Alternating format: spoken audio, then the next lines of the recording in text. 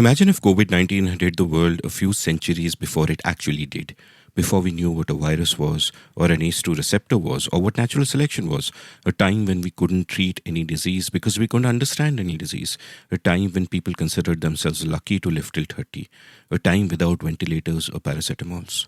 As it happens, imagining that isn't all that hard because we've seen that picture.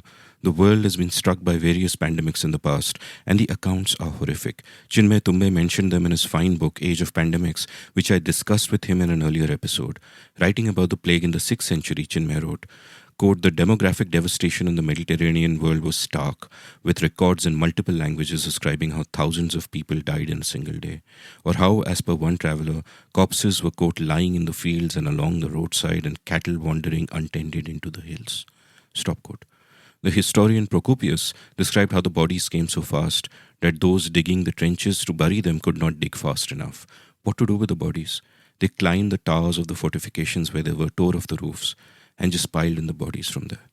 When plague struck again in the 14th century in what is known as the infamous Black Death, up to 50 million people are estimated to have died.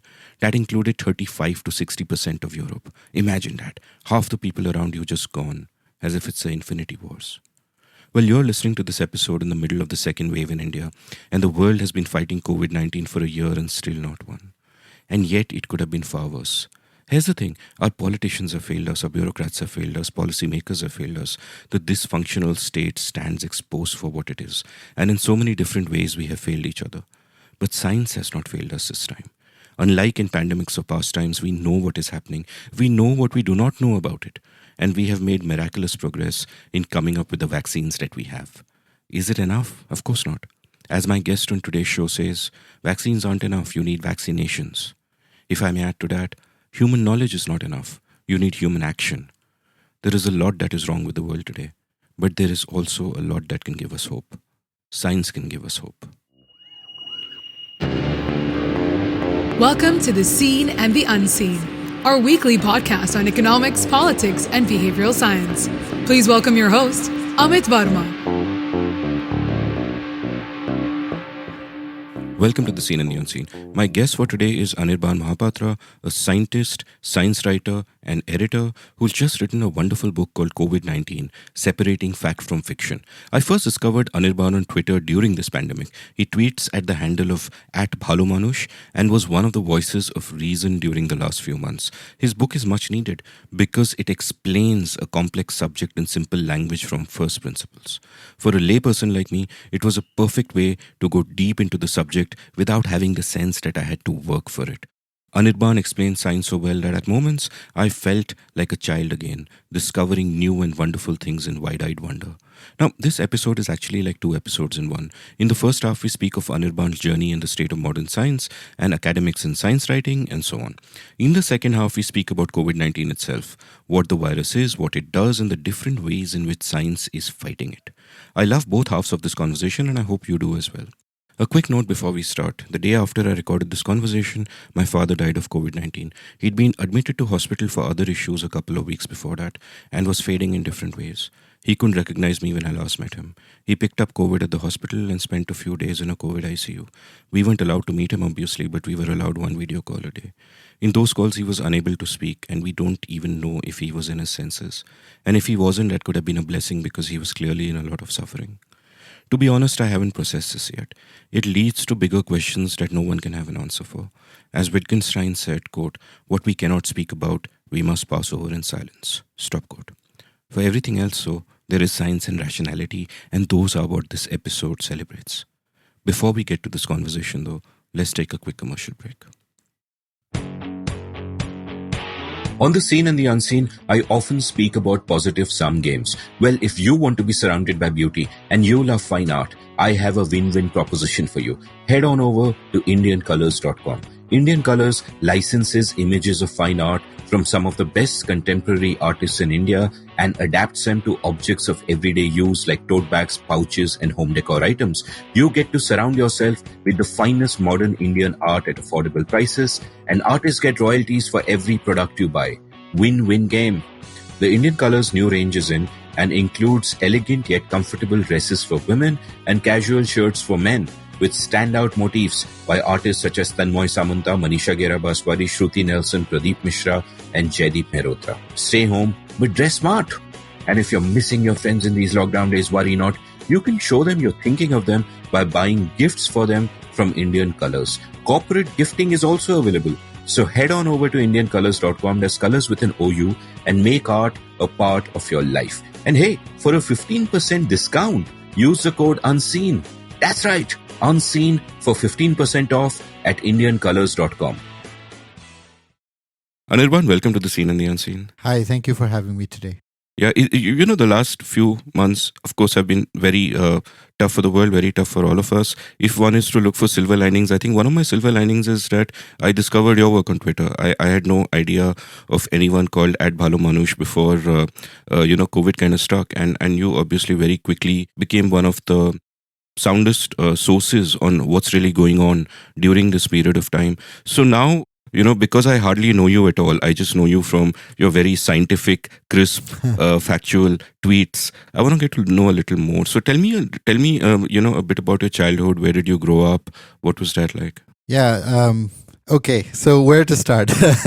I was my parents were both physicians. I say were because my father passed away 6 years ago, and my father came from a very small village at the Bengal-Odisha border. And when we say to our children that we had to walk in the snow or so far to actually get to a school, in my father's case, he did have to walk from his village to get to his school. And from there, from that remote village where there was no electricity, there was no running water, he went to medical college, and then from there he did his post-graduation, he did his MD from Chandigarh, and then his DM from AIIMS. My mother went to Calcutta Medical College, and she also went to AIIMS, and they were both doctors there. So I was born at AIIMS in New Delhi. And after that, my father was in the both my parents were in the US for some time. So I went to school there for a little bit, and I came back to India. And then my formative years were actually mostly in India. So when I came back to India, I learned to read and write in Bangla. I learned to play cricket at a much later age than a lot of other people. And I went through school, and then both my parents were like, okay, so we're doctors. It's basically almost inevitable that you will have to be a physician. But I figured out a little bit later on when I was with my father, and sometimes even at night, because when he moved back to a small tertiary district town, and there weren't that many. He was a US trained board certified cardiologist, and there weren't that many physicians there at that time. And so in the middle of the night, sometimes I would have to go with him with the ECG machine and help him with that. And I realized at that time that I was more into the research side of it. I wasn't going to be a very good clinician. I just did not have that in me. And the other thing I realized is I really loved biology. And one of the things is that if you look into any life form on the planet right now, because it's had 4 billion years of evolution, there are some remarkable things about it. We just have to keep looking and be curious about it. So I did my bachelor's degree and my master's degree in India. And I got a very nice fellowship, a university fellowship to study microbiology at the Ohio State University in the US. And I came over to the US, and I remember one of the first courses I took in the US, and I absolutely bombed it. And that's because I didn't know how to learn anything. I had gone through the Indian system of basically picking up a lot of facts and trying to crack exams. And so when I was taking this course, this was in the first quarter of my PhD, and each professor was coming in, and they would just be presenting a few papers of research relevant to their own work. I picked up all the facts in those papers, but when the exam actually came, they didn't ask any other facts. They wanted me to synthesize what was in those papers to be able to come up with completely independent and open-ended answers to questions that they had that were tangentially related to those papers. And I really did poorly in that first exam. But after that, I figured out that this is how I was, and this is what I was thinking all along, is that I was always sort of a rebellious person who asked like the how and the why. And so then I took like a duck to water after that. And I did better after that. I was very fortunate to be able to get into a lab at the time that they were doing really groundbreaking work. So the lab that I joined at Ohio State University to do my PhD, they had at that time discovered a new amino acid. So typically, as most even high school students will be able to tell you, folks who take biology, that there are 20 amino acids that are inserted into proteins, and these are coded in the genetic code. There are a few cases of a 21st amino acid which had been discovered in 1986. When I joined the lab in 2001, the lab I joined, they had two back-to-back, they had two science papers demonstrating the genetic encoding of the 22nd amino acid pyrrolysine. And this was basically something that went into the textbooks, and it was discovered as being equivalent of discovering a new particle in physics. And that sort of appealed to me, and that has sort of been my driving interest in science, is that it is not static. From all along, we have been reading these textbooks that everything is as it has been. Nothing ever changes in science. The textbooks, the editions get updated, and we just memorize those facts. But there was a great time to be in that lab. And I joined that lab. I had some very amazing friends that I worked with in that lab. Got a really great and challenging project. And the first paper, when we were getting it done, it was basically elucidating the process by which that amino acid gets inserted into specific proteins. And we did all the experiments. We knew there was another group working on it as well. And we sent it into Science as well, because the earlier papers had been in Science. And they rejected the paper. They said they gave us a very short amount of time. They said the paper it looks good, but it's basically they sent us a standard form rejection letter. And so we sent it around to Nature. We're saying we're not going to try anywhere else. We have confidence in our work. We're going to stay up to the high standard of the work that we've done. And fortunately, they asked us to do a little bit more. We did a few additional experiments, but Nature published it.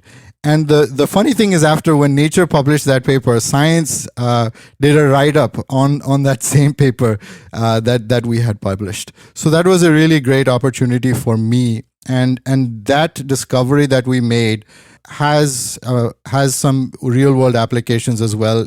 Chemists are using that system as a tool to insert new amino acids with different structure and function as building blocks to increase the functional capability of different proteins right now.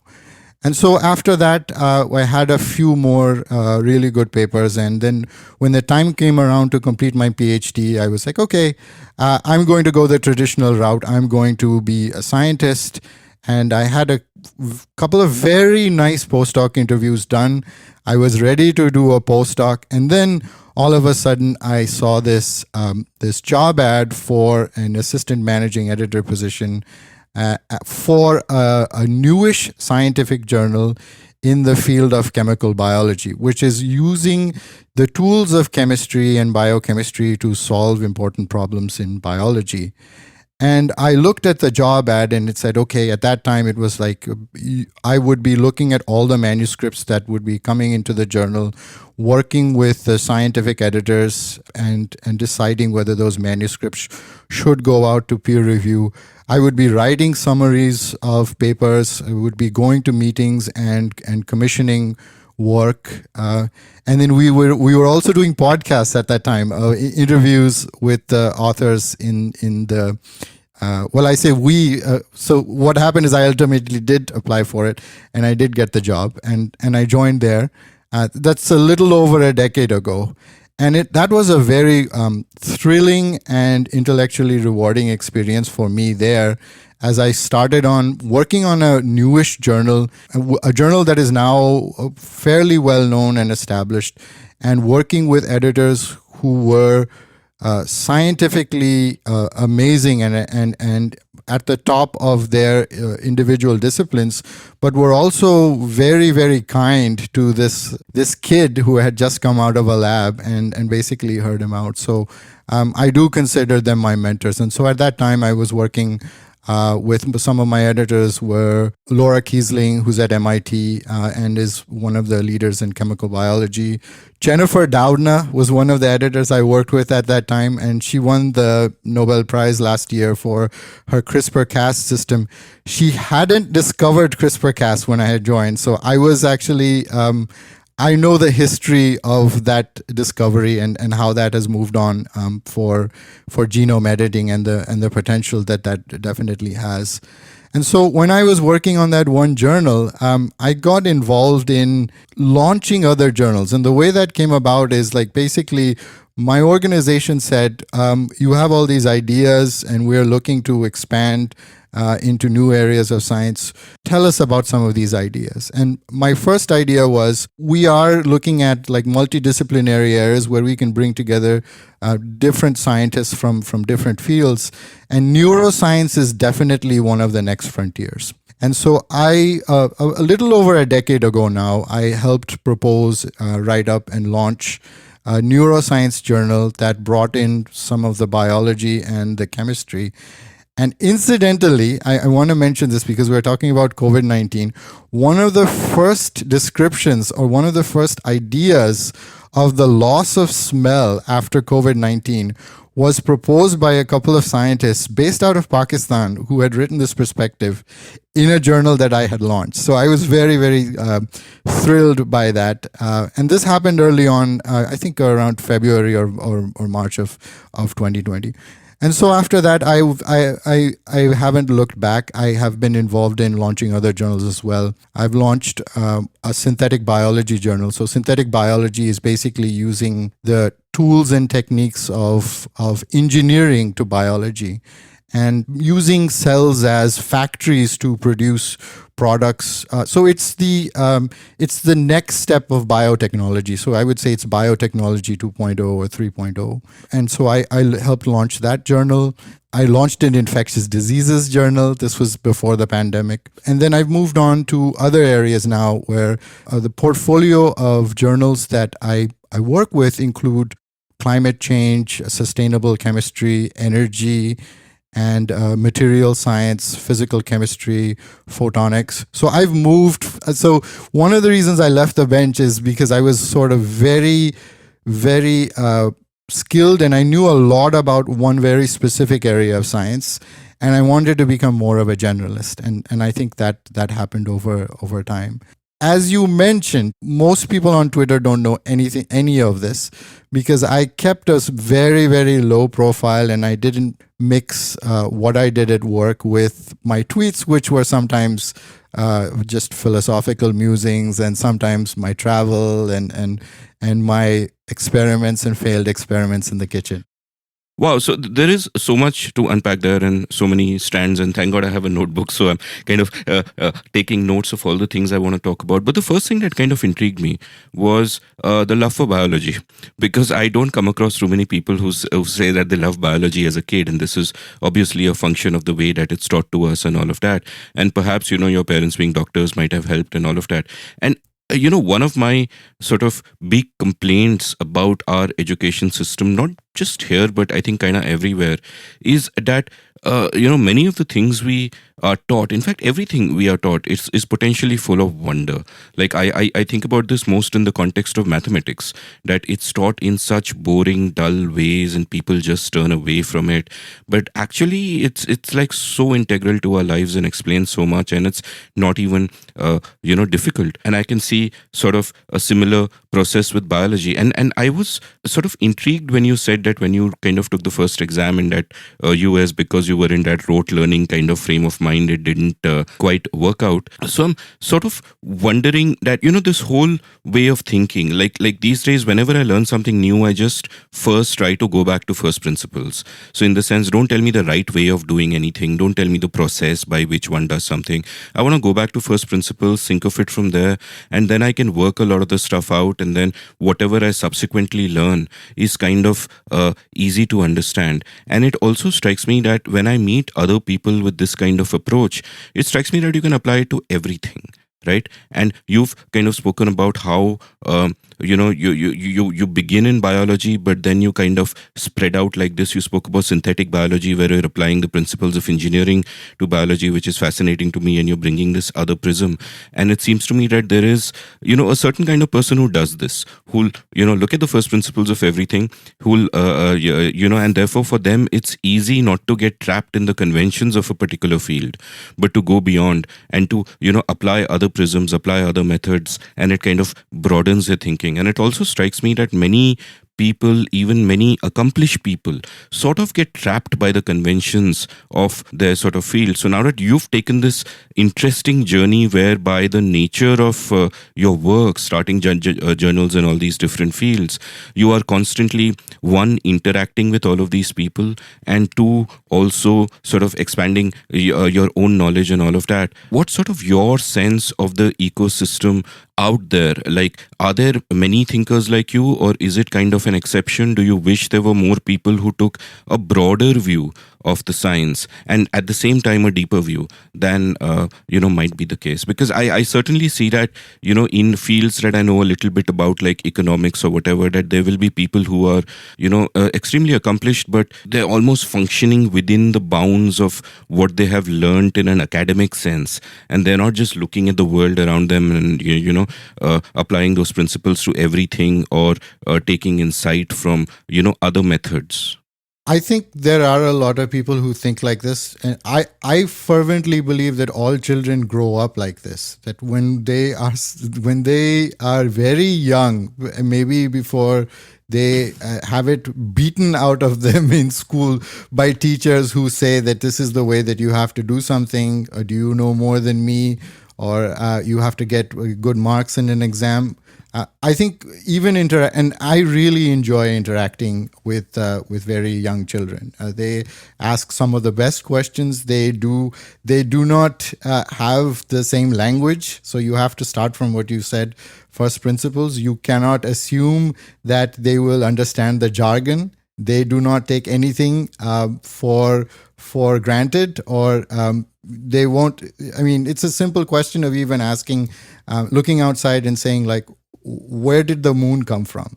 And we see it so often, but it's not a question, and it's not a question that we should discard. Or why does time move in one direction? These are things that after a certain amount of time we start to take for granted. But I think all children have that sense of awe and that wonder. And I agree with you. I think children take to the basics of mathematics very, very early on, and then somehow, because of the process of which it is taught, that and some children are told that they are not good at it and they have to do it a certain way, that it just gets lost and it just gets beaten out of them.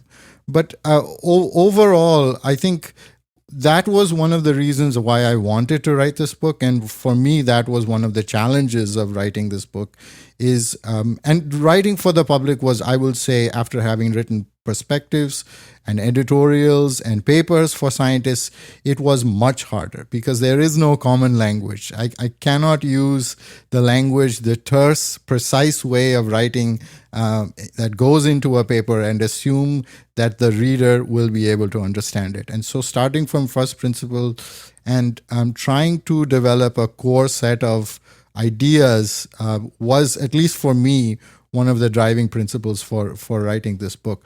But as people get into their own disciplines, I have also noticed this. This is also true of the various disciplines of biology or chemistry. There is very little crosstalk.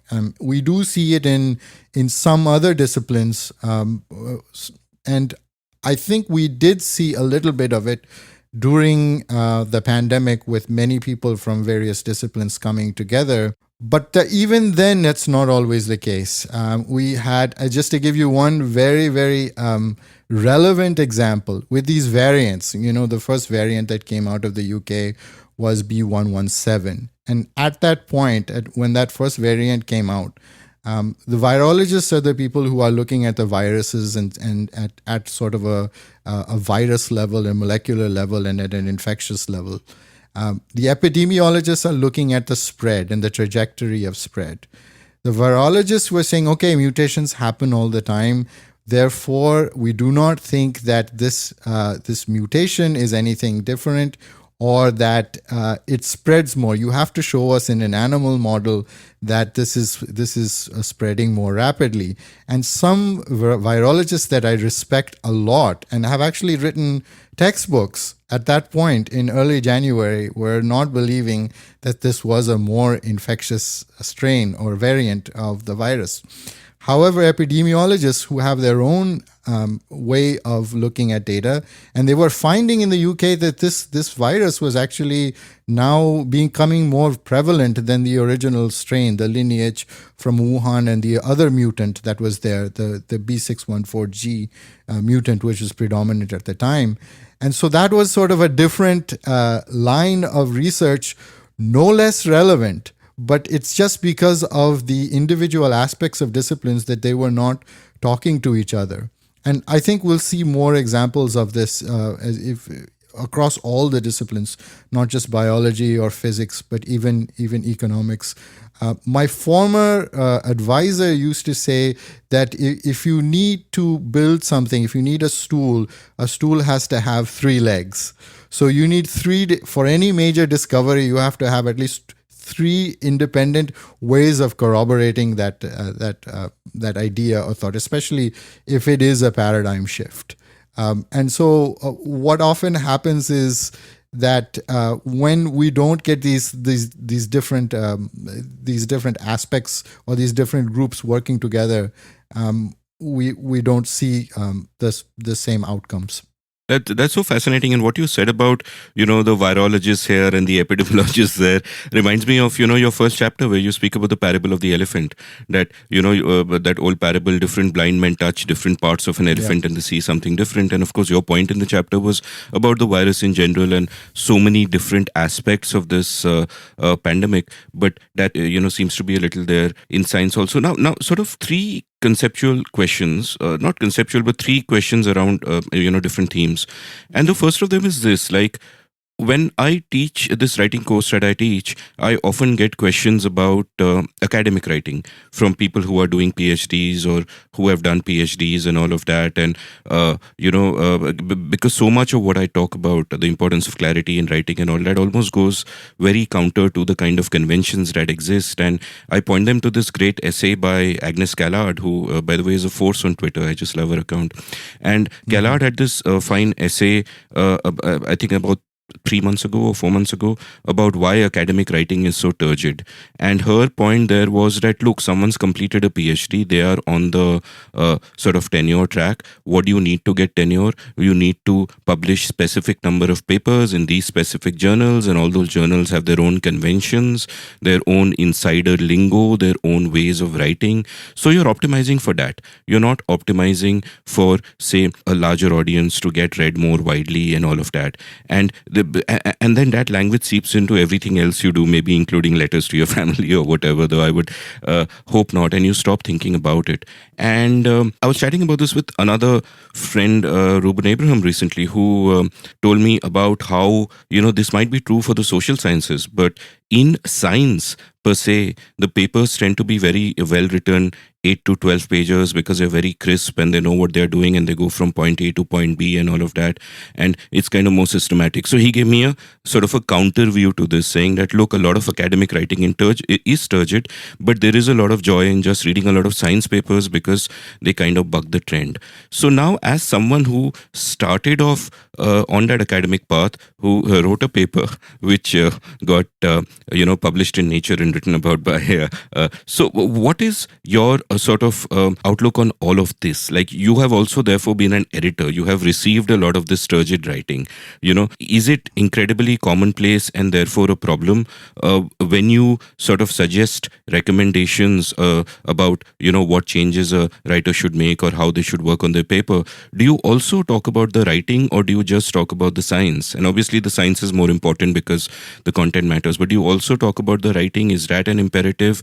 Are these journals sort of like, I understand that they will have specialized audiences, but would you also like to at least make them readable by the general public at large? And I'm sort of just kind of thinking aloud because you seem to be the perfect person at the intersection of all of this, as both an academic, a writer, an editor, a thinker. And how do you look at this space? Yeah, I can definitely provide my own perspective. And having worked on a few dozen journals and having launched 10 scientific journals myself, I am regularly reading papers. Sometimes I tweet about them as well. I read papers in energy, material science, microbiology, chemistry, medicine, engineering, various fields.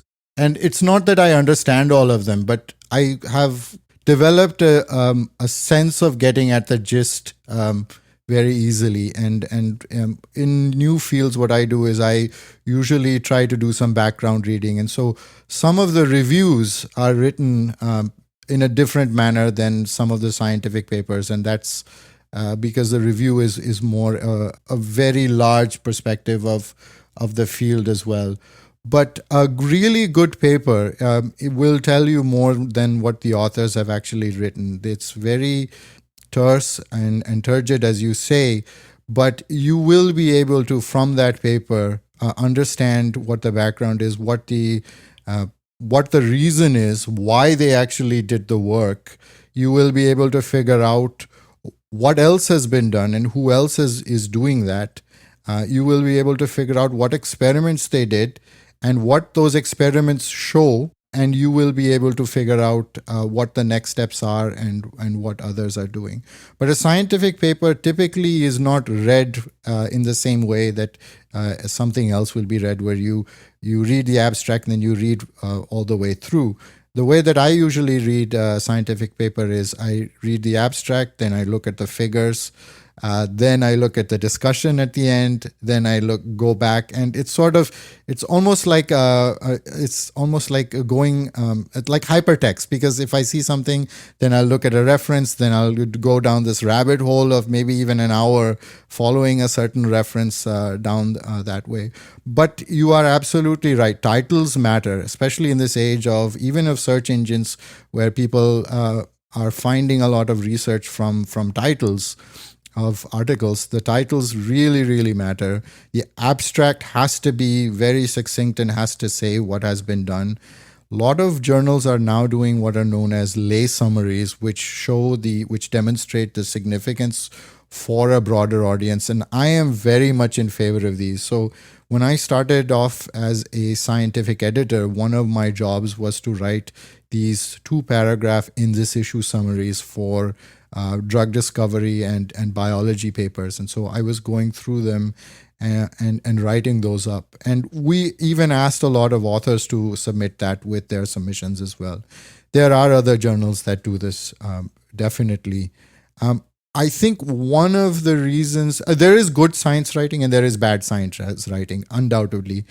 One of the reasons that science is written in this sort of peculiar way is that it is very important to be accurate as opposed to be definitive in your pronouncements. You have to say what you're saying, but you also have to say, these are the limitations.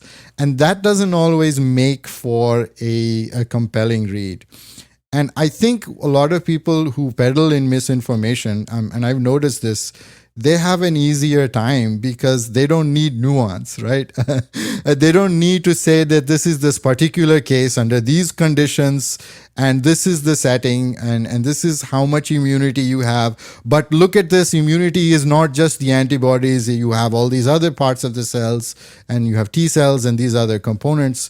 They can just say, well, drink my concoction and you'll never get coronavirus. And those things are the ones that are, it has no nuance, and it's sort of seductive in a way, in that they're very, I look at these WhatsApp forwards, they're actually, people should be doing research on them, because they are very simple in what they are trying to demonstrate. And this completely the antithesis of what you're saying. But at some point, scientists do have to become science communicators. They have to be able to, because scientists are a part of society. The problem is that there really is no incentive for a scientist. The reward structures in science are created in such a way that scientists are always talking to other scientists.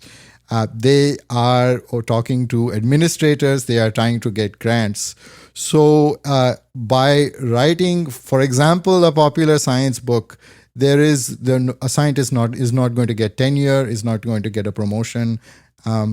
So I think people that do it out of a sense of compulsion, and maybe they have a little bit more free time. But you are absolutely right. There is a peculiar and precise way of writing in science that is almost like you have to learn another language. Yeah, no, the problem you've expressed is very resonant, because the thing is, the reason these, I'm also fascinated by all the fake news that spreads. And one of the things that they get right in terms of craft is that they keep it simple. We explain the world to ourselves by telling stories about it. And simpler stories are far easier to process. You don't have to consider 100 nuances and all of that. And again, I couldn't agree with you more. I mean, this is, in a different context. My friend Ajay Shah, who's a public policy guy and a great economist, is also sort of, he keeps, lamenting that so many economists are on this sort of academic treadmill where they are pursuing a set of different incentives. And if if the incentives were slightly more aligned to, say, the public good, which comes from, communicating your ideas clearly and well, getting them out there, doing research that actually goes in those directions rather than whatever might be fashionable in academics at the moment, perhaps the world would be a better place. Now the thing about that I loved about your book is that it's like, I don't want to embarrass you with praise, but I thought it's just outstanding in terms of popular science writing, because you simplify everything so much, like not in a way of making it simplistic, but in a way of making it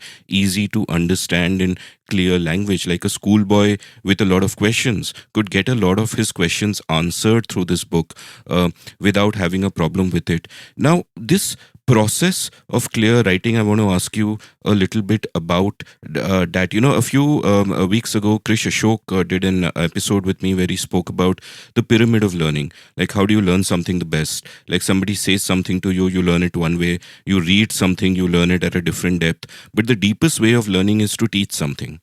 And in a sense, trying to write clearly for a mass audience is a form of teaching. And another thing that, Orwell had first brought about, and I keep talking about in my writing class, is a link between clear thinking and clear writing, and how it's a two-way link. Like, obviously, if you're a clear thinker, you're more likely to write clearly.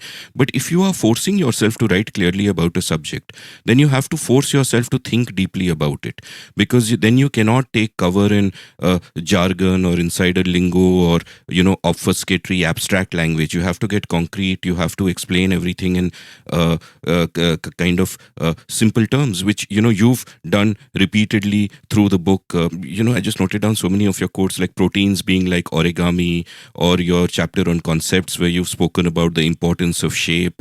You quoted Carl Sagan talking about apple pie, which I'll come to. And all of this is just utterly sort of delightful. So, and nobody starts off a clear writer, right? It takes a lot of work. I mean, another thing, an aside for my listeners would be that I believe writing is one of those things which you don't need any inherent quality. Everybody can be a great writer. It's just a question of making the effort. It's not like cricket that there's a certain hand-eye coordination that is natural, or bowlers need fast twitch muscles or whatever. Everybody can learn to be a great writer, period. So, and everybody starts off bad, obviously.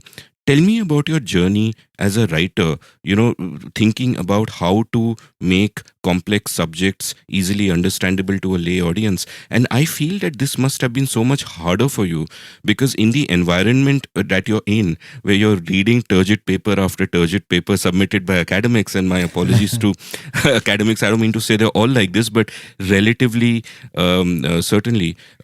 What was your journey discovering your kind of writing voice? What were your role models? What was your journey? What was it like? Tell me a bit about that. Well, first of all, thank you so much for the praise. It is slightly embarrassing, but also I have to tell you this now that you mentioned it. One of the most puzzling, but also in a backhanded way, rewarding messages I got was from my sister. She's an engineer, and she sent me a message after she read the book, and it was like, "Wow, Dada, you wrote a science book that's not like a science book at all." Lovely. And it's sort of a backhanded way of saying, like, reminding me of all the horrible textbooks that I read. And I was like, okay, she's an engineer, but I really know where she's coming from with that. But because she's a sister, it cannot be sort of a direct praise. There has to be like this sense of like, how did you even do this? I underestimated you. Well, thank you so much for that. I will say that one of the things is that basically I did think a lot about the analogies to use.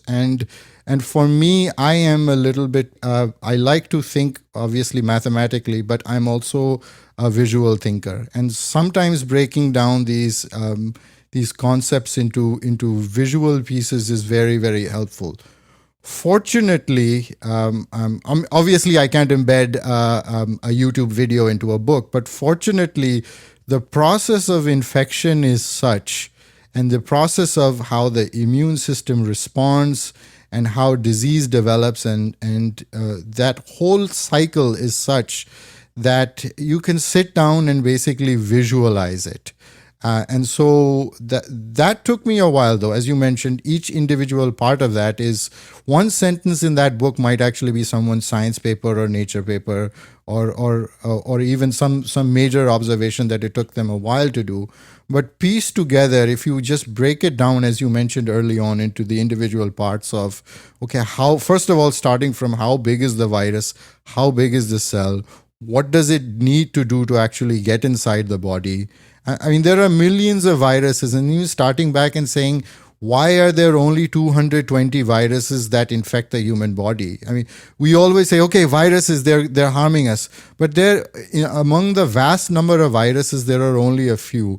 So there is something special about this virus compared to other viruses. And then taking it to the next step of trying to visualize those processes, for me at least, was very helpful. As far as the actual writing process itself, you are absolutely right. It was iterative, and it was iterative in the sense of also that the data was changing. I went through multiple drafts. This was not a static this was not a static subject where I could go through a research phase and collect all the papers and then sit down in my room and then go through a writing phase. This was a project where I was doing the research and the writing simultaneously. And so I went through many drafts of writing this.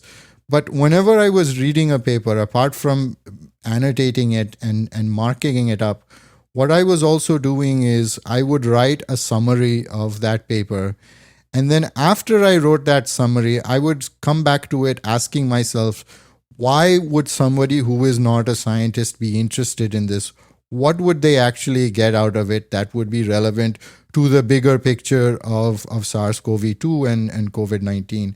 And often what would happen is that then that summary, which was 2 paragraphs, would then be condensed into maybe 2 sentences.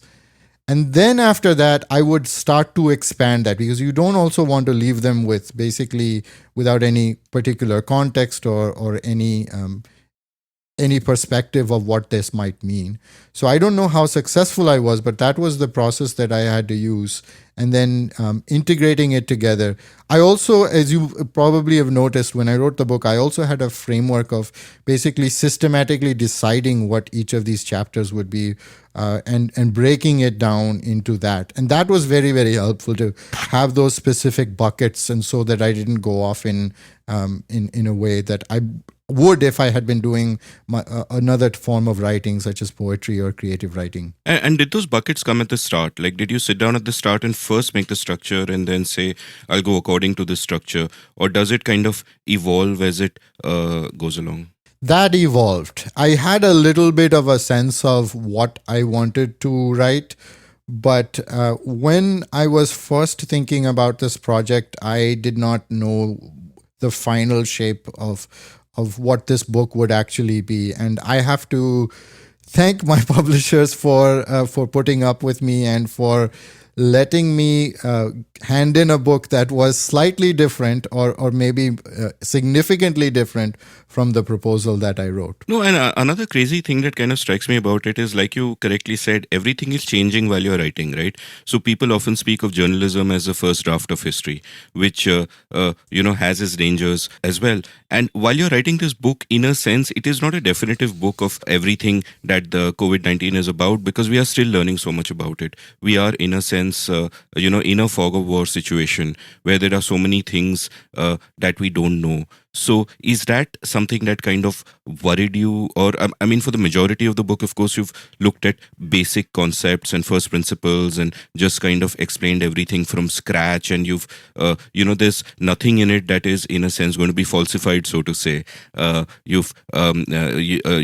it can provide a lay reader a bedrock of understanding exactly what is going on, which is what is so good about it. But how do you then, in the process of writing, is there a point, and this is relevant not just to the knowledge that you're putting in the book, but also in terms of crafting the writing itself, that does there come a point where you say that, listen, I'm not totally happy, but I have to let it go now, because I'm guessing that complete satisfaction with whatever is there is kind of impossible, right? So what was that like for you? Did you have imposter syndrome? Did you think that can I do this? What was that like? So one thing I will say is that it is important to have this sense of epistemic humility, that in a pandemic you cannot know every single aspect of what is going on. And this is why it was a lot of work, but it was helpful to actually have references and notes in the back of the book where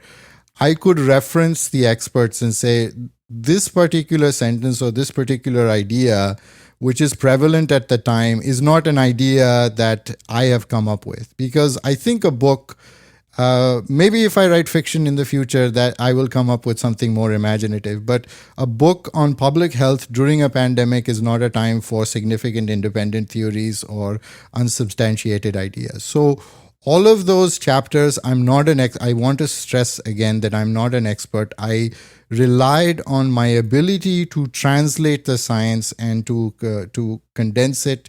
But all of those aspects are cited in the back, and people can use that as a jumping off point, as you mentioned, after they have a sense of the broader landscape. So I did not want it to be this scientific document or this monograph at all. As far as leaving it at a certain point, yes, there were aspects that obviously I could have pursued further, and we don't have the answers to that.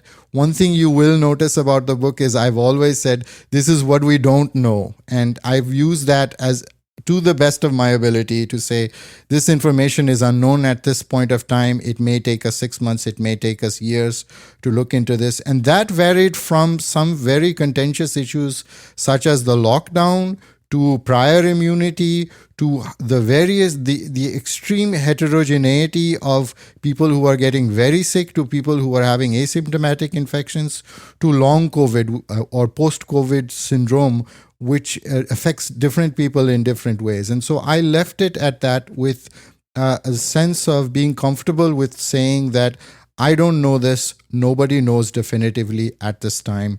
It was a good stopping off point in that I knew about the vaccines. So I think I would have felt a little bit bad if the book had been written and it had come out before we had approved vaccines. I also knew about the UK variant and that it was more infectious. I had not foreseen or didn't know about the other variants, and perhaps that can be sort of an additional appendix or a 23rd chapter.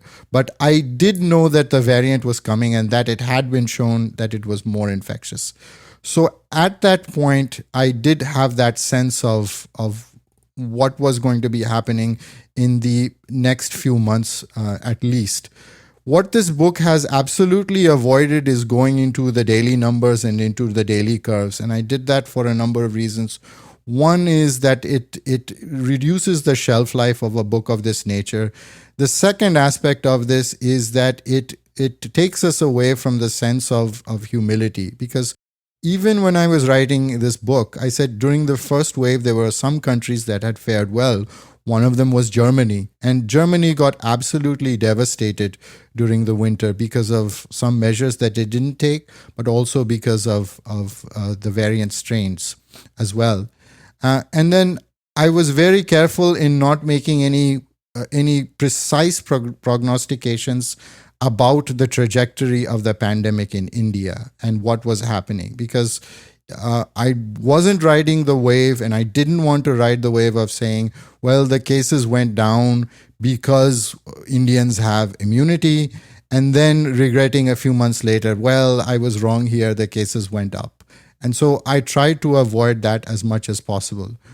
With all of that said, because I'm in a field where the shelf life of documents and of papers is very short to begin with, this is something that we are all resigned to. I know that when I wrote my thesis, when I write papers, when any one of us writes anything, it is going to get outdated pretty soon. But so we try to do our best. The book allowed me an opportunity to, as you pointed out, and thank you for saying that, try to bring in the broader concepts, which I hope will not be obsolete in the near future. So I'll just inform our listeners at this point that this is actually being recorded on April 13th, 2021, though it is April 12th where Anirban is. So do consider that the miracle that I am asking my questions on the 13th and he is answering them on the 12th. The miracles of science, perhaps. I'm struck by this phrase that you used, epistemic humility, because I used it in a prior episode, and then one of my guests used it in a previous episode, in an episode after that when we were talking about COVID, in fact, the policy responses to it. And someone wrote into me saying, hey, Amit, you say never use jargon, why have you? But yeah, but in a sense, to cut the jargon part of it, you can say it's just about being humble about what you know. And that's kind of what I want to ask you about, because it strikes me that there is, if you're achieving excellence in anything, there is this balance to be struck between having confidence in what you are, what you know and what you're capable of, and also having the humility to learn more. An example I often give is, people think Virat Kohli is like a very aggro kind of person, arrogant and full of himself. But to get to the level where he is, he must have spent thousands of hours in the nets focusing on what he's doing wrong. So there is an inbuilt humility in that process. Now, in the world of science also, it strikes me that if you're too humble, if you think that I don't know anything, everything could be wrong, it possibly becomes difficult to proceed. So you have to have a certain amount of belief in your knowledge and the value of the work you are doing, and so on and so forth. But at the same time, there also has to be a certain amount of humility, like what you pointed out in the clash between, or the argument between the virologists and the epidemiologists. And, there has to be that humility and that openness. And you can't just sit back and say that, "Nee, this is my field. Who are these other lay people to, comment on it and, Right. make Twitter threads about something that they haven't actually received training in. So, given that you are someone who's obviously due to the work, due to being an editor, due to being a science writer, all that's inbuilt in you. But when you look at all these people who are submitting papers, people who are working on the cutting edge of science, how does that come in? What is the level of humility you think that we need? Is this a trap that people fall into of not having adequate humility? What's your take on this?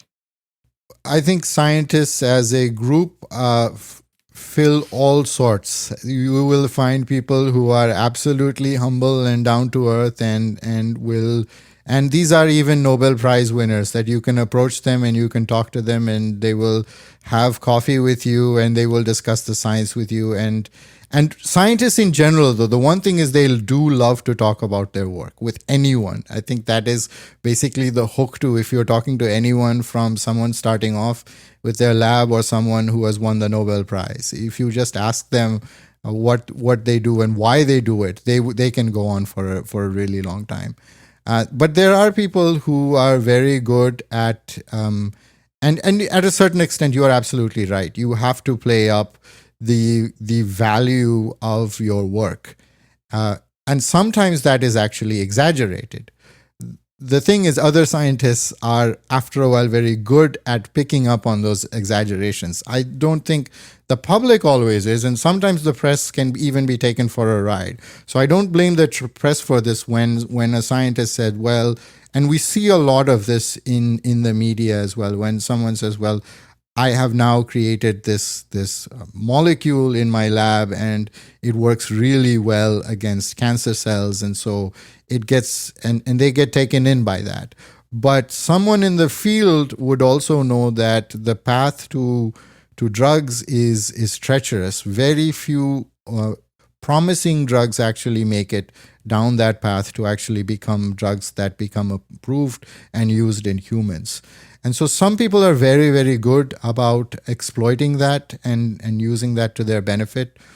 But you're right. So everyone has to do it to a certain extent. Complete humility doesn't get you anywhere. I mean, nobody knows what you're doing. And that there has to be a certain amount of excitement also conveyed to the audience. And that has to come across both in the way that scientists speak, but also in the way that they write. Otherwise, it's just a collection of facts. And so they may seem like dry stories, but a lot of the research articles are actually presented in the form of a narrative. It's a different form of a narrative, but it is a narrative. And you mentioned the press, and I'm reminded of this phrase that Michael Crichton coined in honor of his friend Murray Gell-Mann. Is Gell-Mann amnesia, which basically means that if you're the specialist in a field and you read something written in a general newspaper on your subject, you realize that is bullshit. That the guy just doesn't get it. But when you read the rest of the newspaper, you take it as gospel because hey, it's in a big newspaper. Now journalists tend to be generalists, and that's more true today than ever. Prem Panikar in a recent episode with me spoke about how this is one of the things where Indian journalism is just in a horrendous place, that you have cost cutting. It's always journalists who are let go, and if you have less journalists, you have more journalists. If you have less journalists, you have more generalists. And so your science beat reporter, with a few notable exceptions, won't necessarily be someone who really gets it, and that can actually harm how the people sort of understand science. So a dual question here. One is that is this a big problem and are there ways around it? And the other question is that what technology has done in the last 20 years is that any specialist can go out there and put her views out there. You can start a blog, you can start a newsletter, you can make YouTube videos. All the technology is within our reach, so you don't have these gatekeepers anymore. Anyone can communicate. Of course, the gatekeepers fulfill a useful function of being a filter for quality, but you could argue that water finds its own level in any case. So whether you're on YouTube or blogging, ultimately the quality of your work will determine the kind of credibility that you have. So there is this dual thing where journalism, and I find that this is inevitably true. Whenever I read journalism about a subject I know something about, I am like, WTF is this? You know, and but at the same time, what I am heartened by is that a lot of people who are either specialists or are sort of passionate about a subject are going out making their own content, all of that. So, in the broader context of bringing science to the people, of sort of popularizing all of this, what do you think? What's the ecosystem like? How is this playing out?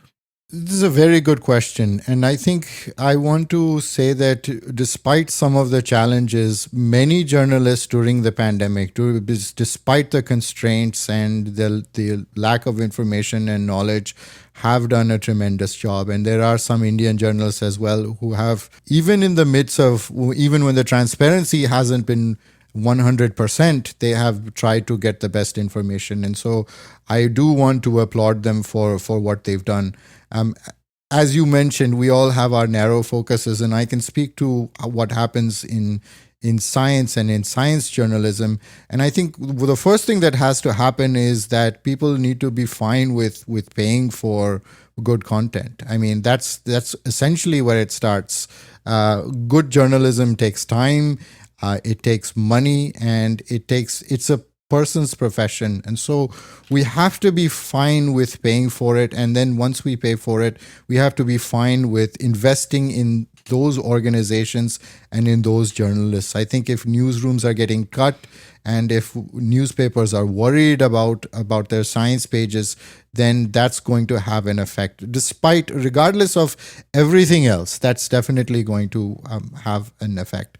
The other thing is that science takes time to get answers. And if someone has a deadline that they have to get something out that is 500, 600 words by 4 p.m. or 9 p.m., then it becomes very difficult to get a full story, to be able to do that background reading and to get that research done.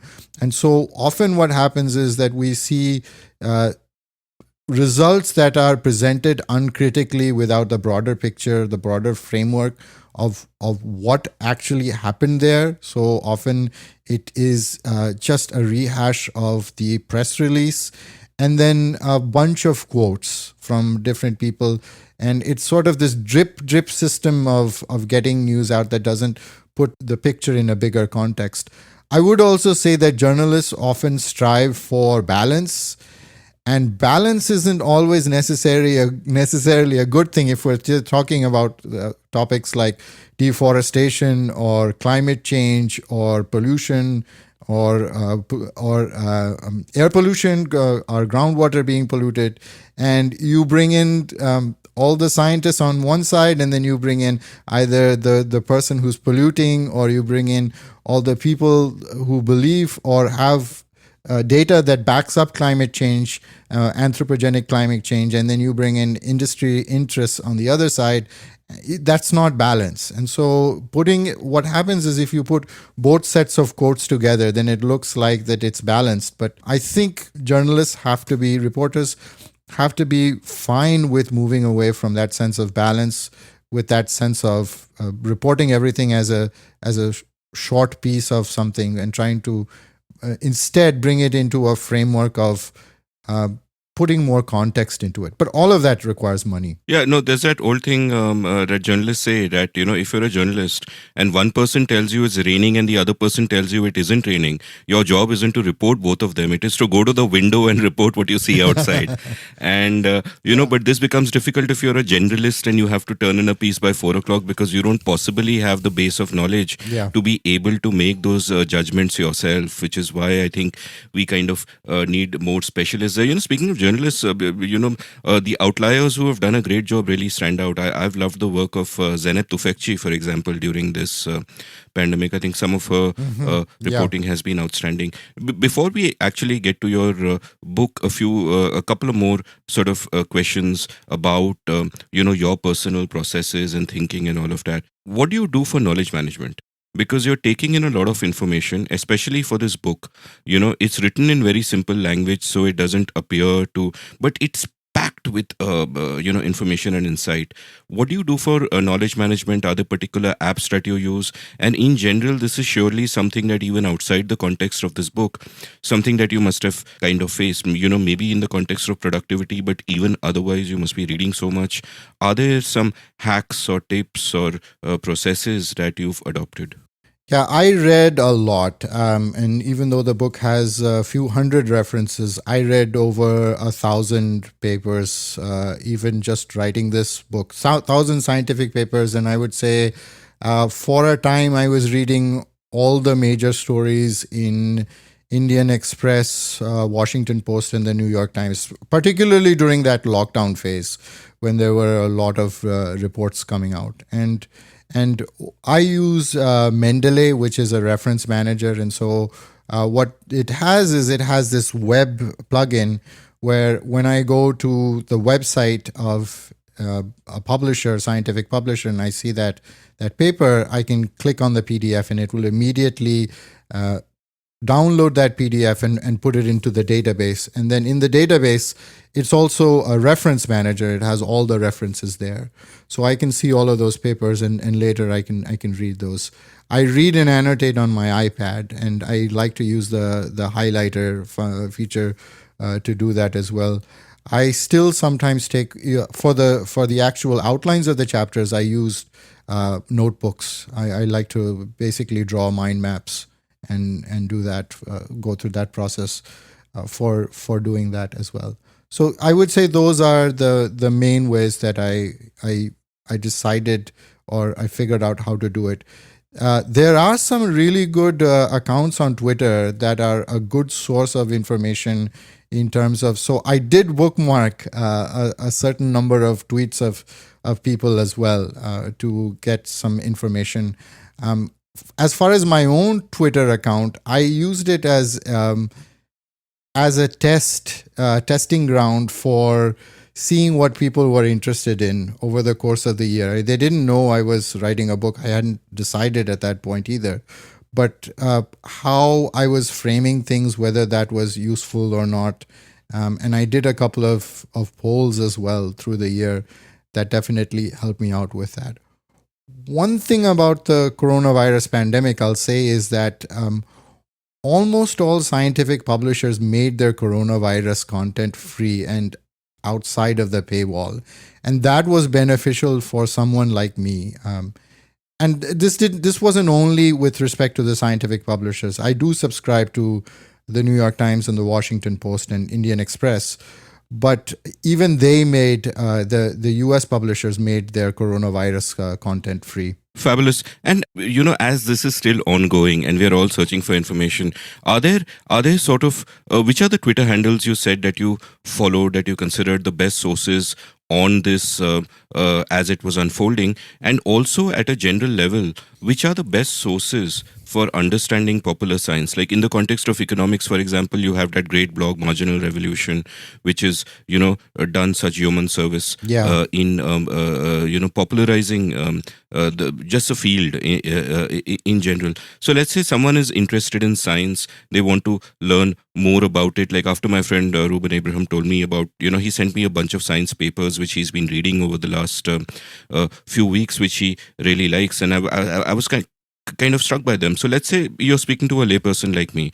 I want to kind of know more about what's happening on the cutting edge of science. I want to know who to follow and whose work is interesting. And, are there blogs? Are there Twitter handles? How does someone like me navigate this complex and messy field? Yeah, it's a good question. I will first answer the first part of that about during the coronavirus pandemic. Certain people that I definitely would recommend following. One of them is at Eric Topol. So Dr. Eric Topol, who is at the Scripps Research Institute, and he is sort of a renaissance man of medicine. He is a cardiologist by training, but he's been on top of the coronavirus pandemic. His work, his tweets are mainly covering the scientific articles. So some of it may be a little bit technical, but he covers all the major outlets, like Nature, Science, Cell, and some of the other journals as well. Whatever comes out, you will probably see some of the main conclusions in his Twitter account, in his Twitter feed. I also follow Angie Rasmussen. She's a professor moving to Saskatchewan in Canada now. She's a fantastic virologist, but she also has a no-nonsense way of presenting concepts in virology in a way that's very digestible to people. Natalie Dean is a professor in Florida, and she's a biostatistician, and that is very, very helpful to understand the statistical aspects and the mathematics beyond for example, the efficacy trials and herd immunity and things like that. Mark Lipsitch is a professor at Harvard Chan, and he is one of the leading epidemiologists who talked about the parameters of the pandemic early on. Carl Bergstrom is at University of Washington. He's written this book called Calling Bullshit with Jevin West, and that is about misinformation and dealing with misinformation. And his Twitter account is a source of a lot of great wisdom regarding misinformation during the pandemic. Adam Kucharski is in the UK, I think at a School of Tropical Medicine, if I'm not mistaken, and he has some really good work. He's written The Rules of Contagion, which is a book written before the pandemic, but it has some of the mathematical aspects of how to deal with pandemics and the parameters of that. And there are some other accounts as well. Ed Yong, obviously, Carl Zimmer, Helen Branswell, they are writing some absolutely top-notch work as well. In terms of following the science as it is coming out, I would say there are some really good Twitter accounts. There's a news account for Science Magazine and a news account for Nature. The news articles in Science and Nature are definitely geared towards more of a lay audience as opposed to the peer-reviewed scientific research that gets published there. I also get the Nature newsletter every day. It's a very nice newsletter that has a roundup of all aspects of science in a very accessible manner, including, for example, the search for life on Venus and the search for life on Mars and things like that. So it gives a broader perspective of that. For those who are interested in biology at a slightly deeper level, there is a magazine called The Scientist, and that covers a lot of in-depth articles in science as well. So, but I think following some Twitter accounts and then getting some newsletters is definitely very helpful in keeping up to date. Yeah, and I'll put links to all of these in the show notes. And whichever ones of these I'm familiar with, I agree with completely. In fact, talking about Eric Topol, I produce a show also called Brave New World, which is an interview show hosted by Vasant Har. He had been a guest on the Seen and the Unseen a few weeks ago. And he does a show called Brave New World. And we had Eric Topol as a guest on there. Oh, awesome. So, so Vasant and Eric had a delightful conversation. This was episode 4 of Brave New World. The title of the episode is Human and Artificial Intelligence in Healthcare. And Eric's book, Deep Medicine, is also quite so eye-opening in different ways, isn't it? Yeah, absolutely. And this is the thing about Dr. Eric Topol that absolutely amazes me, is that he goes from one day talking about wearables for preventing heart disease to the next day having an opinion on mass and asymptomatic spread of COVID-19. So he has a deep and wide grasp of many aspects in medicine. It's so incredible that it's now that we can have public intellectuals of this sort, because technology makes it so possible for them to get their voice out, to sort of, build these sort of presences in people's lives using tech. So a couple of questions while we are, before we actually take a break and get to your book. Who were your influences when it comes to science writing? Like when you sort of start thinking about the notion of that science needs to be popularized, that it cannot just be academics talking to each other. When you think about writing your own book, is there something that you're looking at as a model and saying, this book nailed it, or this is a kind of voice that I want, and so on? So what were sort of influences in that sense? And they don't even have to be overt influences where, you take a model from something or whatever. But which are the science books that you have loved reading? as you have grown up? Or, is there a book that kind of changed the way you think about the world, or that caused that moment where, a light bulb goes on in your head and you see things differently? One of my favorite science writers definitely is Carl Sagan. And I've quoted him and I admire him deeply. And his way of connecting and bringing the social passion, the passion for social justice into science and the broader picture is absolutely evident. And people, when they talk about Carl Sagan, they talk about Cosmos. But The Demon Haunted World is a much, much better and deeper book. Cosmos was a companion to a television show that was that I believe came out in 79 or 80, whereas The Demon Haunted World was much later and contained full-length articles. So definitely, I like his work. I feel that the physicists do a much better job in general than the biologists in conveying, maybe because their questions are grander on a much grander scale. So if you think about like Brian Greene or Michio Kaku or Jim Al-Khalili, who wrote what I thought was the best science book last year, which is The World According to Physics, has done a really, really good job with respect to that. I read voraciously. So I read, last year I read about 100 books, of which many of them were definitely science books. Michael Benton does a tremendous job in talking about dinosaurs.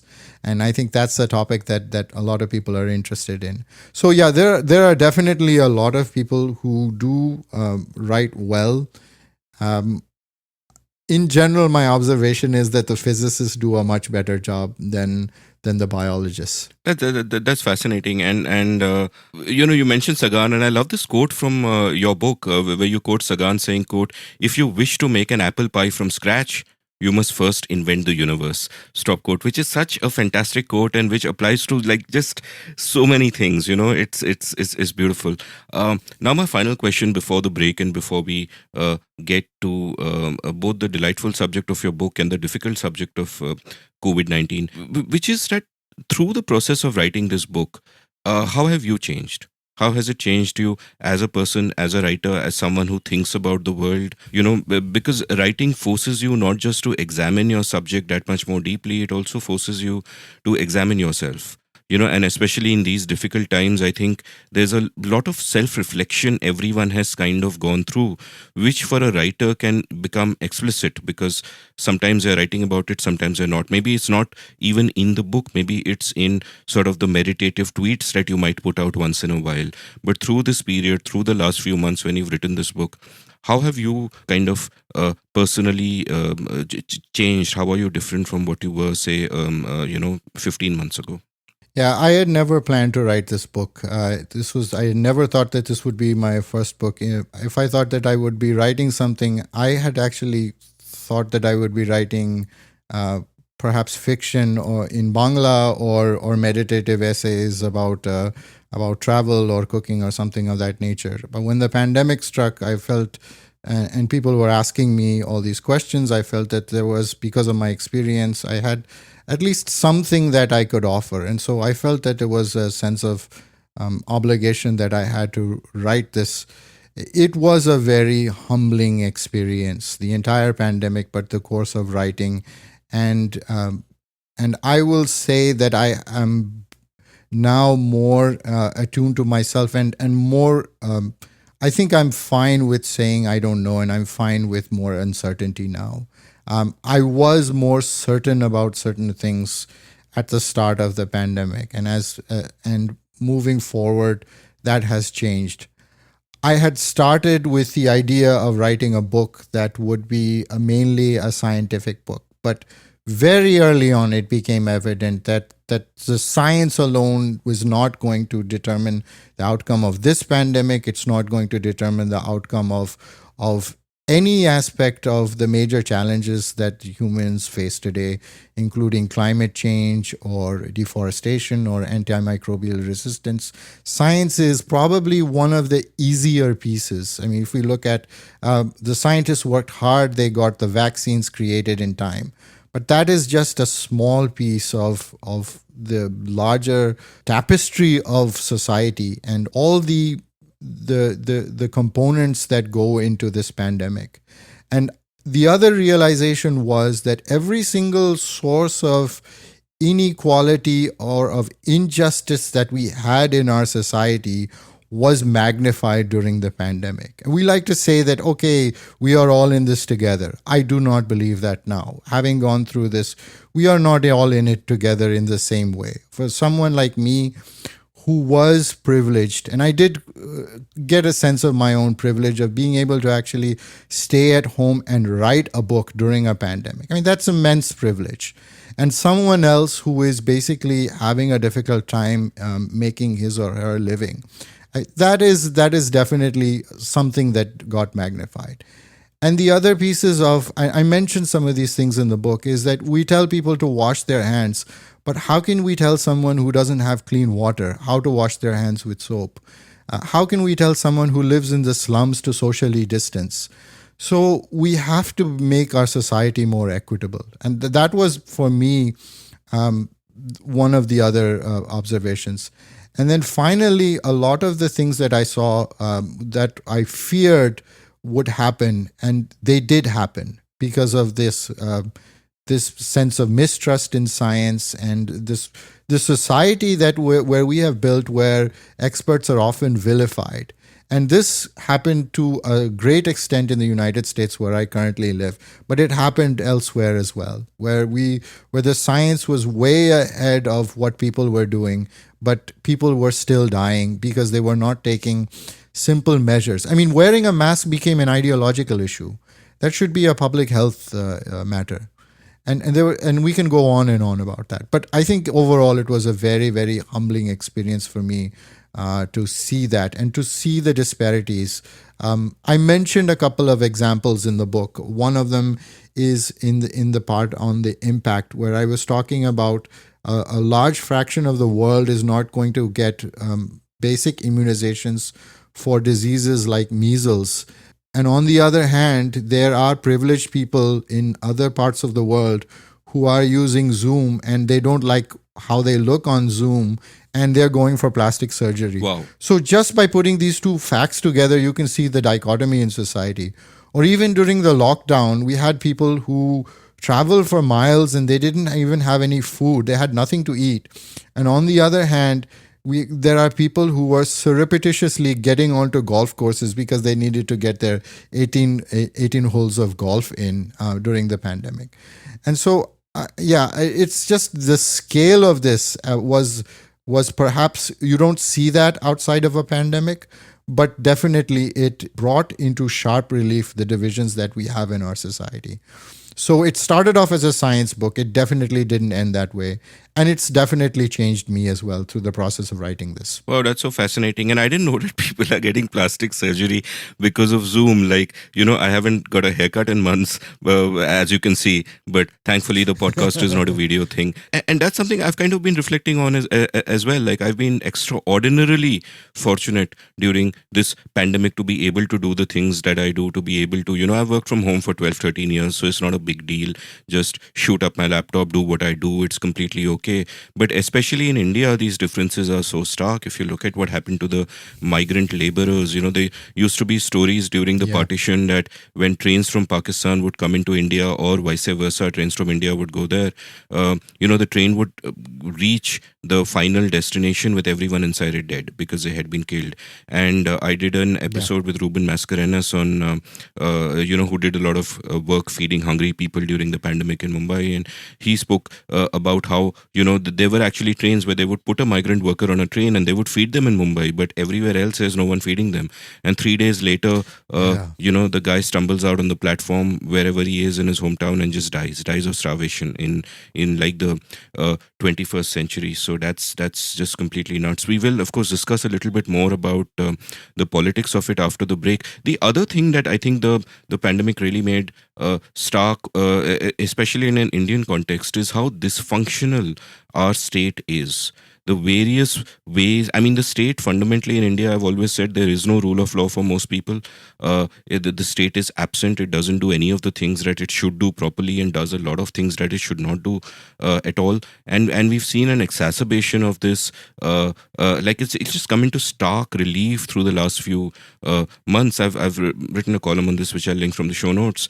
But it's kind of distressing that that in a sense, in this terrible tragedy, at least there are some things that we should be able to see more clearly, which should not immediately get normalized as this gets over.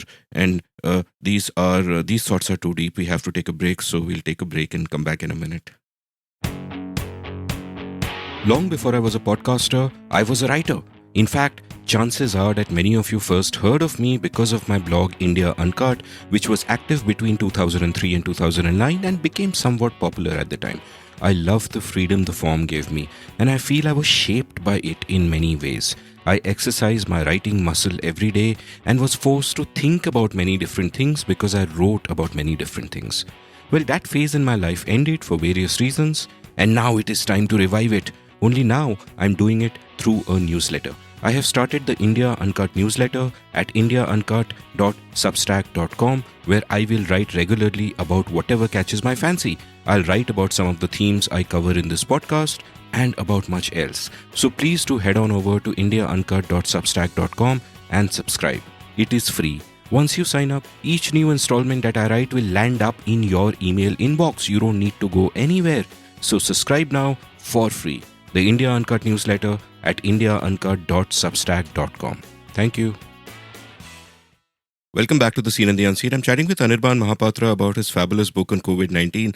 And let's actually now start talking about COVID-19.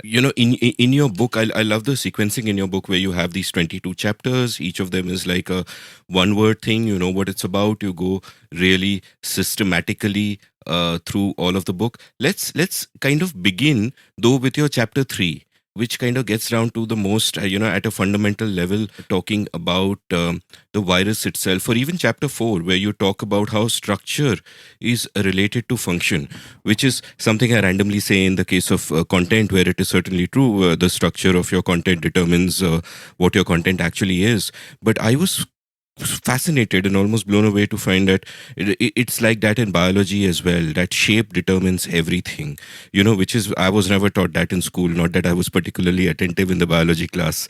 Tell me a little bit more about that.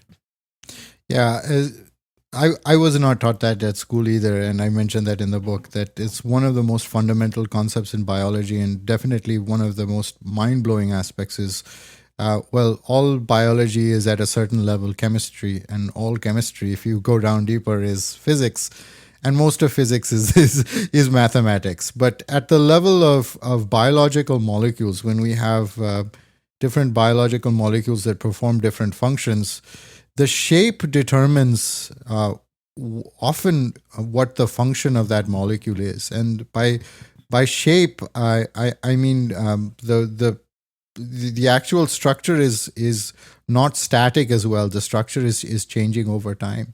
And one of the examples that I use in the book that might be relevant for someone who's interested in COVID-19 is this example of now the infamous spike, which is on the surface of the coronavirus and juts out and gives the virus this sun-like appearance, and how different changes to its actual shape are determining how well it infects cells. So it has a complementary surface to the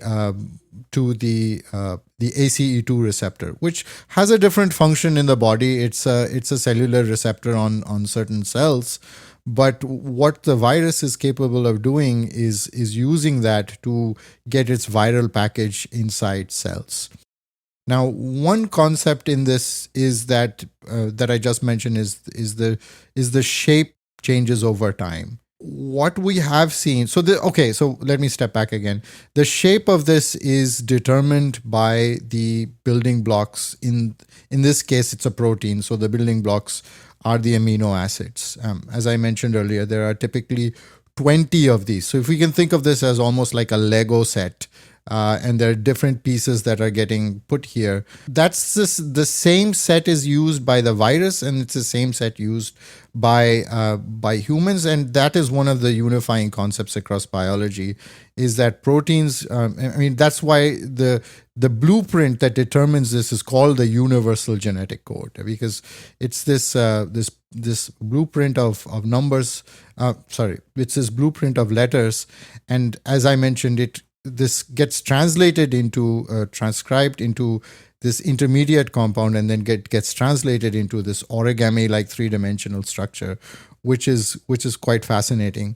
But in the case of the coronavirus, what was observed was the spike protein, or parts of the spike protein were able to bind or attach because of the complementarity of the shape and some of the chemistry, were able to attach reasonably well to the ACE2 receptor, one part of it, which is the cognate part. So the part of the spike protein that was binding is called the receptor binding domain, and it was attaching quite nicely, and doing so at a way that we can calculate that in terms of biochemical parameters. It was doing that better than the original SARS, which, as you may recall, was not as infectious.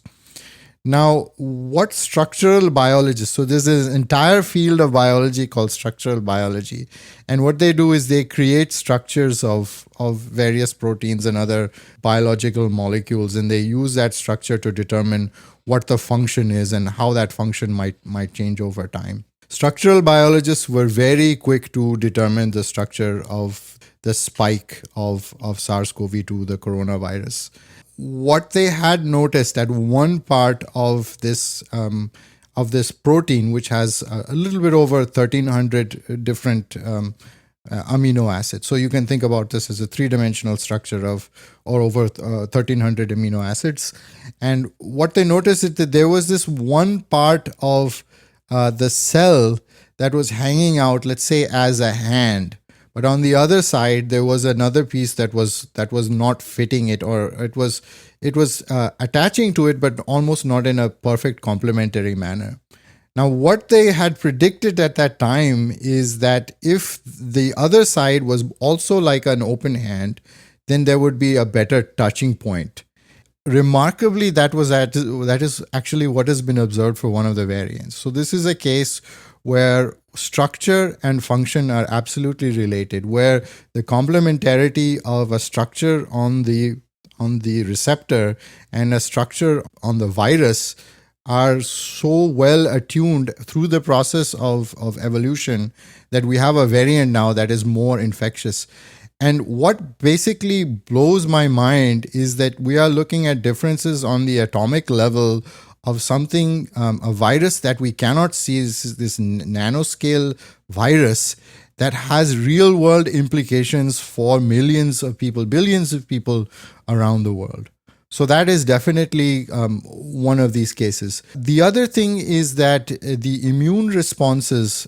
So right now, as we are speaking, there's a lot of discussion about the variants and whether the vaccines will work and whether people will get reinfected after they get infected by one of these variants, particularly the one that came from Brazil and the other one that came from South Africa. Those are the two of major concern right now. We don't know much about the one that has come up in Maharashtra, and perhaps we will in the next few days. So what antibodies do is they also use this concept of structure by trying to find the piece of the virus that is attaching to the cell and getting there first, because they attach better, getting there first and blocking it, actually physically blocking it from attaching to the receptor. And at one level, this is so visual and so beautiful, but this is not something that we are taught in biology in class at all. We basically thought of it as a number of, or biology is taught as a series of facts that we have to memorize. Yeah, no, I was so struck by the geometry of this. and correct me if I'm oversimplifying, but how it kind of struck me is that it's a little bit like a jigsaw puzzle. Everything has a different kind of shape. Yeah. And what the virus does is that it kind of, mutates, and then natural selection will, throw up these random variants which fit perfectly.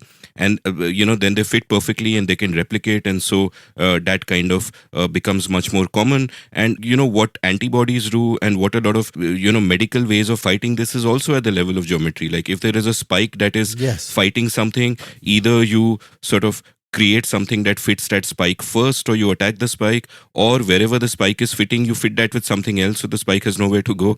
I hope I'm not being too kind of simplistic, but this is such a sort of a, just thinking about the geometry of it, and the way that you made it visual was so kind of fascinating. Let's take a step further back. What is a virus? Tell me a little bit about how we should, because most lay people just know that, oh, there are germs and there are bacteria and there are viruses, and it's like two different categories, like Hindu, Muslim, and and so. But what are viruses? Where do they come from? I remember at one point you've spoken in your chapter on the coronavirus on how before there were any living creatures, there was an RNA world, Right. and you've spoken about how viruses are the most successful biological entities. Another interesting sort of TIL for me, there are, you write at one point, quote, even in the human body, there are probably 100 times as many viruses as there are human cells. So, what are kind of viruses exactly? How do they interact with the human body? How do they evolve? How do they grow? What's the whole deal? What's the role that they play?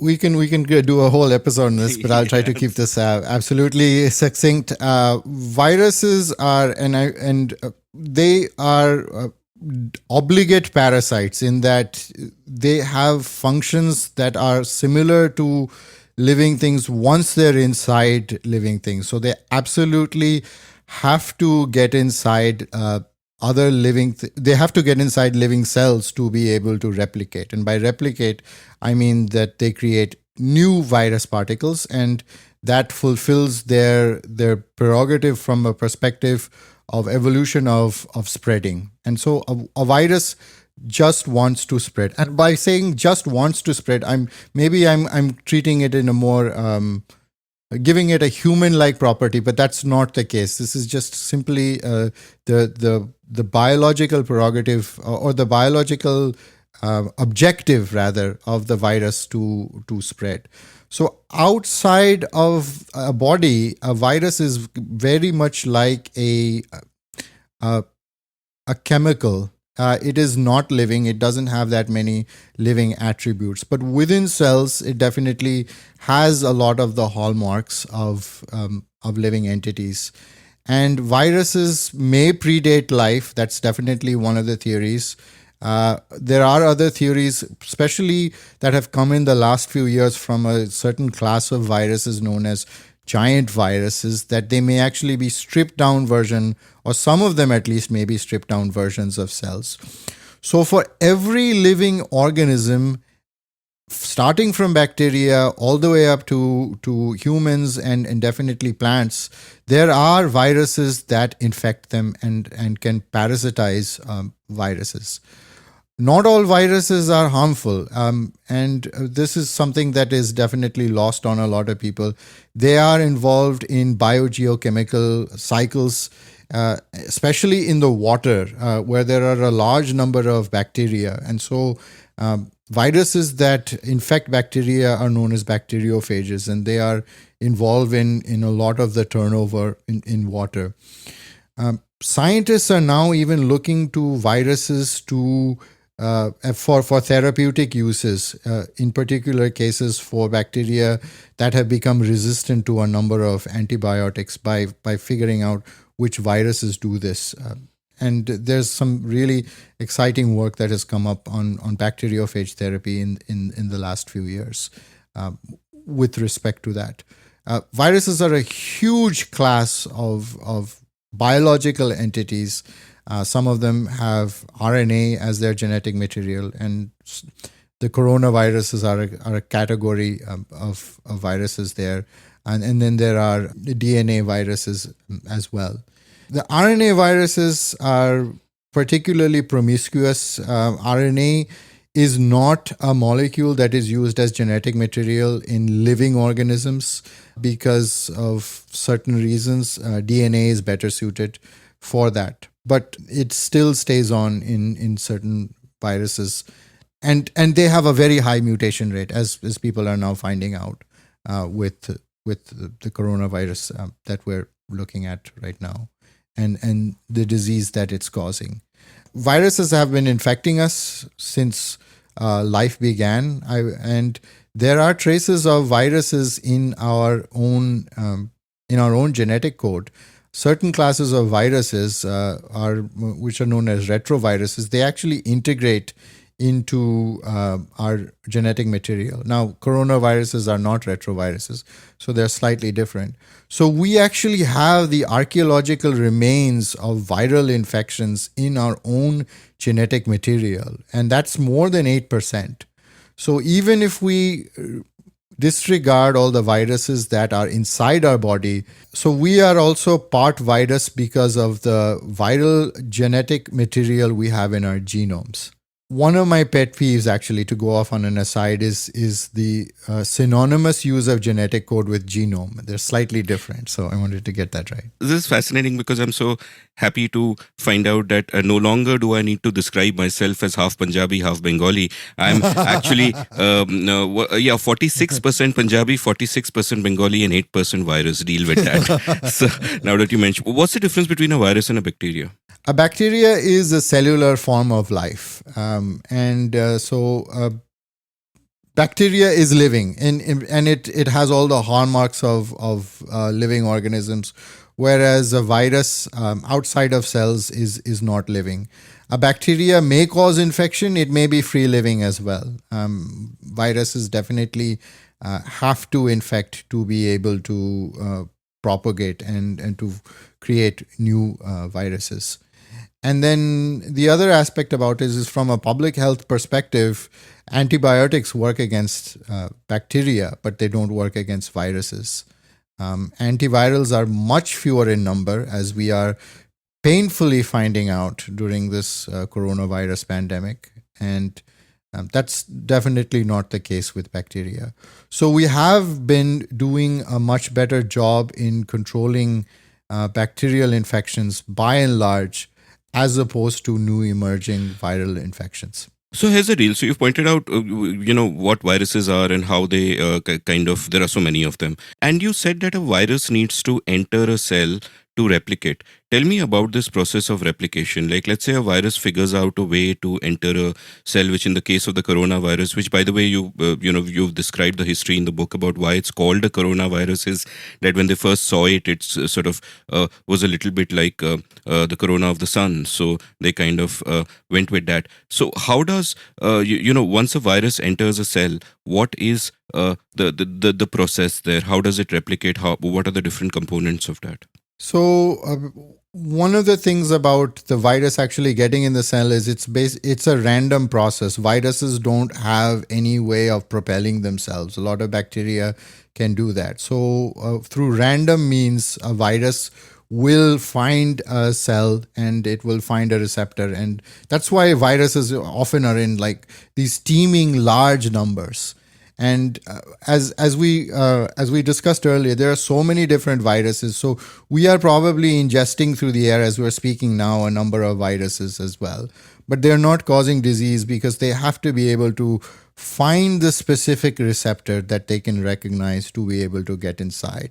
And it's similarly with when I'm drinking tea or eating anything. There might be plant viruses there, but even among the animal viruses, there are over 1.6 million predicted animal viruses, but only a few are able to infect humans. Once they get inside cells, though, their immediate job is to create the protein part of the cell, which is the structural part of the additional virus particles, but also to replicate their genomes. And in the case of the coronavirus, the genetic material is the RNA, and that serves both as the template So the beauty for the virus perspective, the beauty from the perspective of the virus is that can serve both as the blueprint for the creation of these other particles that it will need as building blocks, but it's also the genetic material, so it can make copies of that. So it's making both the structure and the genetic material from this compound. One thing about the virus, though, is that the RNA viruses, they are, because they don't use DNA as their genetic material, they have a different copier enzyme than we do, and this is called the RNA-dependent RNA polymerase. And part of that, and that enzyme is often used as a target for drugs because we don't have it in our body. One of the drugs that has been used during this pandemic to stop coronavirus infections, at least early on, is remdesivir. And remdesivir, one of the modes of action that it's thought to work is to stop this RNA-dependent polymerase, this copier enzyme, from making future copies of itself and being able to replicate. The virus also brings in a couple of other enzymes of its own, and these are turning out to be targets as well. I mentioned there's a class of enzyme called proteases, and these are basically, they act as cleavers, and they cut at very specific sites when the entire protein is created. So basically, it's like almost like a large piece of cloth that has to be cut at specific places to make designs, and those are going to be part of the building blocks of the virus. So that's another target right now, and I know Pfizer right now has a drug in phase 1 of clinical trials to hit those. So one of the ways of drug discovery, as you mentioned, is that the structure determines what the drugs will be, and using that structure-activity relationship to create drugs for these unique targets that are found within the virus but not within people. And the reason for that is then there will be less adverse effects. Once the virus particles, or once the subunits of the virus and the genetic material are made, then they're assembled within the cell. For this entire process, the cellular machinery has been hijacked. So it's basically our cellular machinery that is making the virus particles for themselves. And it uses a part of the cell as well to be able to get outside as well. And this system is mostly used to get rid of cellular trash. So it uses the trash compaction system. So it uses one system of receptors to get in, then it completely subverts our cellular machinery to make the virus copies of itself, and then it uses the trash compaction system to get out. That's beautiful, and I love the phrase trash compaction. Maybe it can be used one day in the context of the IT cell of certain parties. So I kind of want to take a brief digression, not exactly a digression, because it's a point you mentioned in your book also, but I think is worth stressing on for many lay readers. One of the big sort of aha moments of my life, which really made me look at the world differently, was when I discovered natural selection. Like Douglas Adams once said, that there's no reason to believe in God, because if you just understand natural selection, the awe of what you experience is far beyond anything that any religion can give you. And you yourself here have quoted someone called Theodosius Dobzhansky, who writes, quote, "Nothing in biology makes sense except in the light of evolution." So at the risk of getting a little too simple, but just, in case there are lay people listening to this who might be wondering that, hey, this is so incredibly complex that it's, you've got a virus getting inside the cell, it's got this mechanism, it's got that mechanism, it's copying itself, RNA is happening, cell also has trash compaction units, it's got an IT cell of its own. And all this, humongous complex shit is happening. Surely there is God who designed this. And what do you mean when a virus wants to replicate? So I just want to take a brief moment to kind of talk about that, which I will do in my simple terms. And if I've missed out anything or misread extra nuance you can kind of fill in, because I think understanding natural selection is just so key to understanding our world and life, which is basically that, look, there are millions of viruses, they don't all fit into cells, and but they will all mutate in different ways, and accidentally some will happen to fit into cells and they'll get into the cells, right? Part one done. Now, out of all the ones that get in accidentally, there will be a few that have the right properties to start one process, and out of all of those there will be a few that will have the properties to start another process. And at the end of all of this, the ones that successfully replicate are the ones who were essentially formed by accident, but once they replicate, and then there are more and more of the viruses like that. So it almost seems like, so when you say a virus wants to spread, that wanting is a metaphor. Yes. So, if anyone hasn't read Richard Dawkins's book, The Selfish Gene, or a lot of his other work, Daniel Dennett as well, go out and kind of do that, because that will explain it much better than I can. But this whole process is so joyous, that is iteration, iteration, iteration. Everything is accidental, but then something just works and multiplies, and you can ascribe directionality to this and say, hey, this was meant to be. Or you can, ascribe intention to the virus. A virus wants to do this. The virus is the bad guy. And all of that. Understanding natural selection is so much the bedrock of this, that I thought I should bring in this aside for people who, like I once wasn't exposed to it, didn't understand it. It's always, when I think about it, that how everything has emerged from it is so incredibly wonderful. So did I leave out anything essential in my brief description? I think you hit the nail on the head with the importance of evolution by natural selection. As you mentioned, I even included it in the book and had it as part of a chapter on concepts, because it is an absolutely essential concept to understanding anything in biology. Your description of it is accurate. I would say one other piece that I would definitely add is that there's always a selection pressure. That's what's basically driving the selection of those changes, because otherwise somebody might say, well, what is the designer? What is pushing it towards it becoming more infectious? And it's that selection pressure. And then the other thing is that it's always happening because the world is not static. Situations are changing all the time. And I would say that's the other really, really beautiful thing about it, is there is no static environment in the world anywhere. And so what may seem like an organism getting an upper hand briefly, over time and over 4 billion years of evolution, that doesn't seem to be the case at all. So I absolutely love it. And everything I try to understand in biology, I definitely try to understand from the perspective of evolution by natural selection.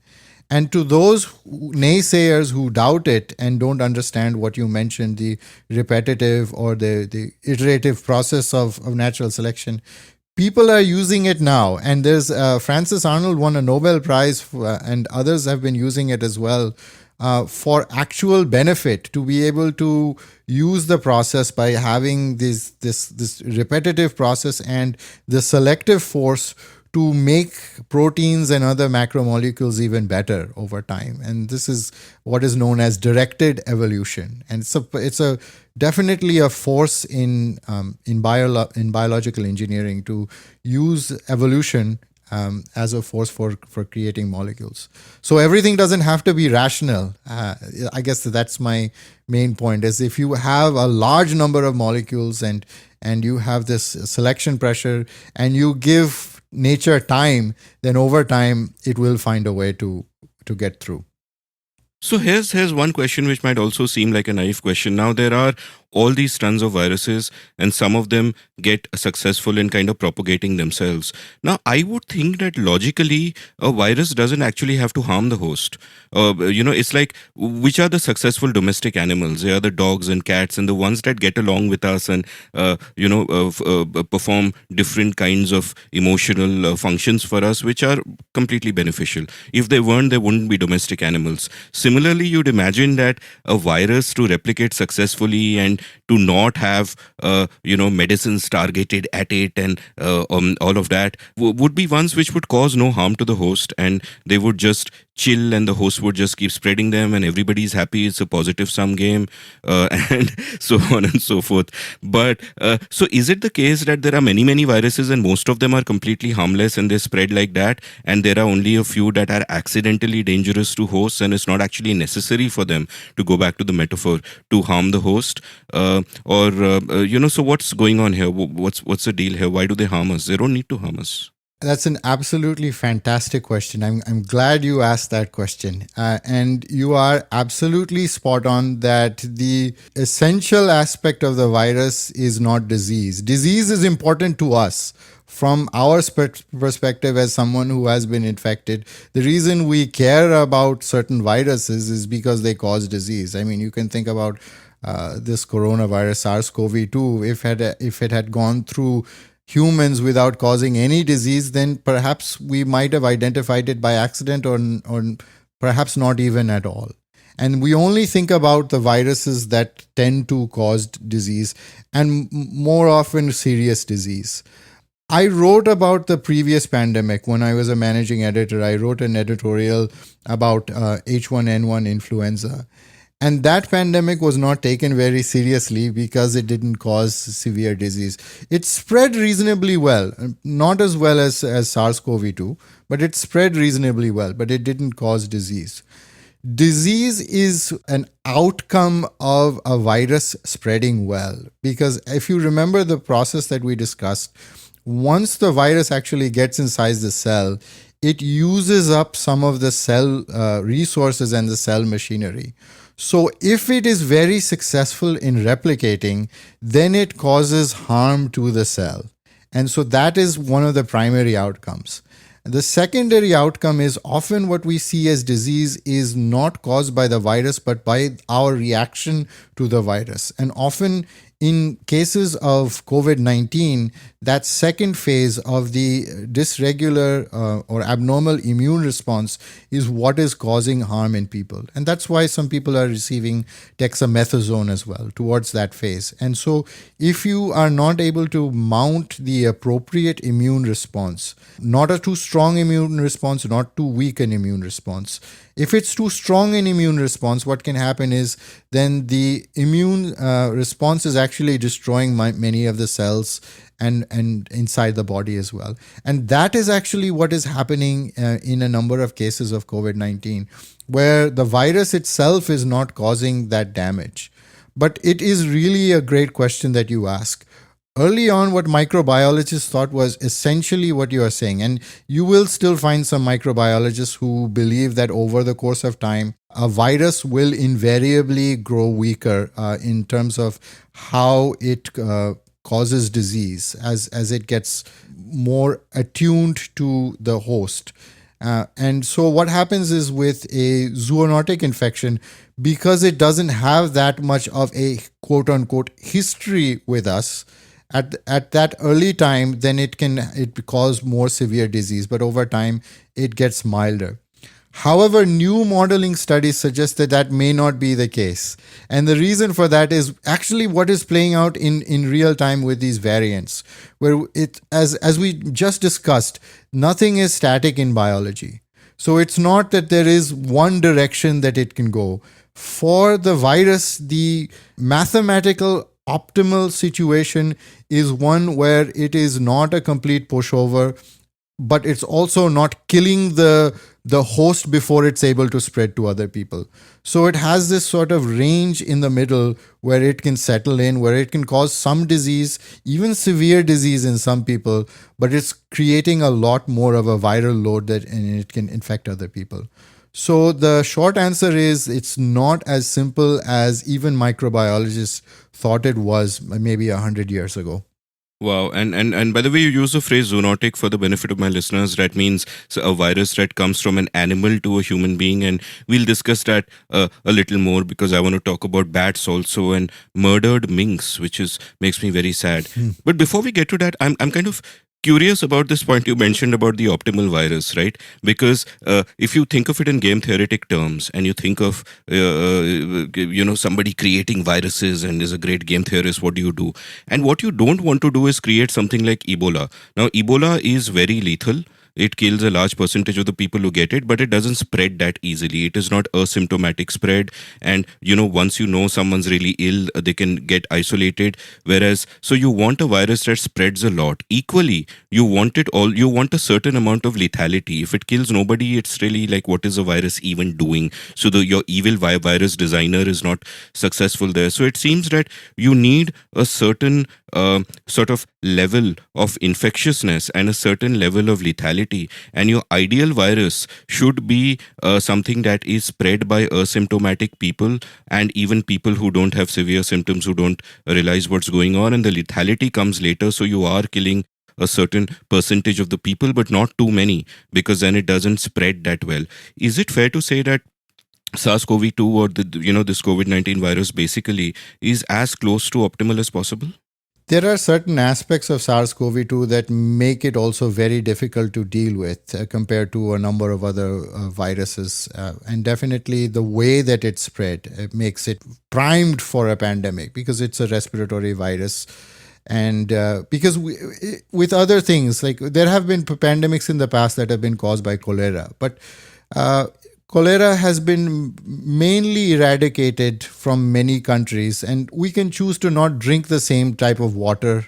We can definitely choose to not eat the same kind of meat even the same food, but we all have to breathe the same air. I mean, we can filter it to a certain extent, but that's one of the reasons, the fact that it's a respiratory virus. And then a lot of the spread is asymptomatic, as you mentioned, and a lot of the infectiousness is during that early phase of asymptomatic. That silent spread is happening in a number of people who are carriers that make it very difficult to control as well. But even among the viruses, you are hit on a really great point. But even among the viruses, you mentioned Ebola. Ebola, because it kills the people that it infects, it has to have a massive viral load. It is basically teeming and coming out of every orifice of the person who is infected. And even when the person dies, the World Health Organization has been saying you have to be very careful about how you perform the last rites of these bodies, because often what happens with Ebola is that it is a disease that's spread through love, through caregivers who want to take care of those who are ill and who want to give the last rites to others, because it spreads in such massive numbers. On the other hand, there are other viruses that cause these type of chronic and latent infections, and they don't need those large numbers, and they don't need to cause disease immediately.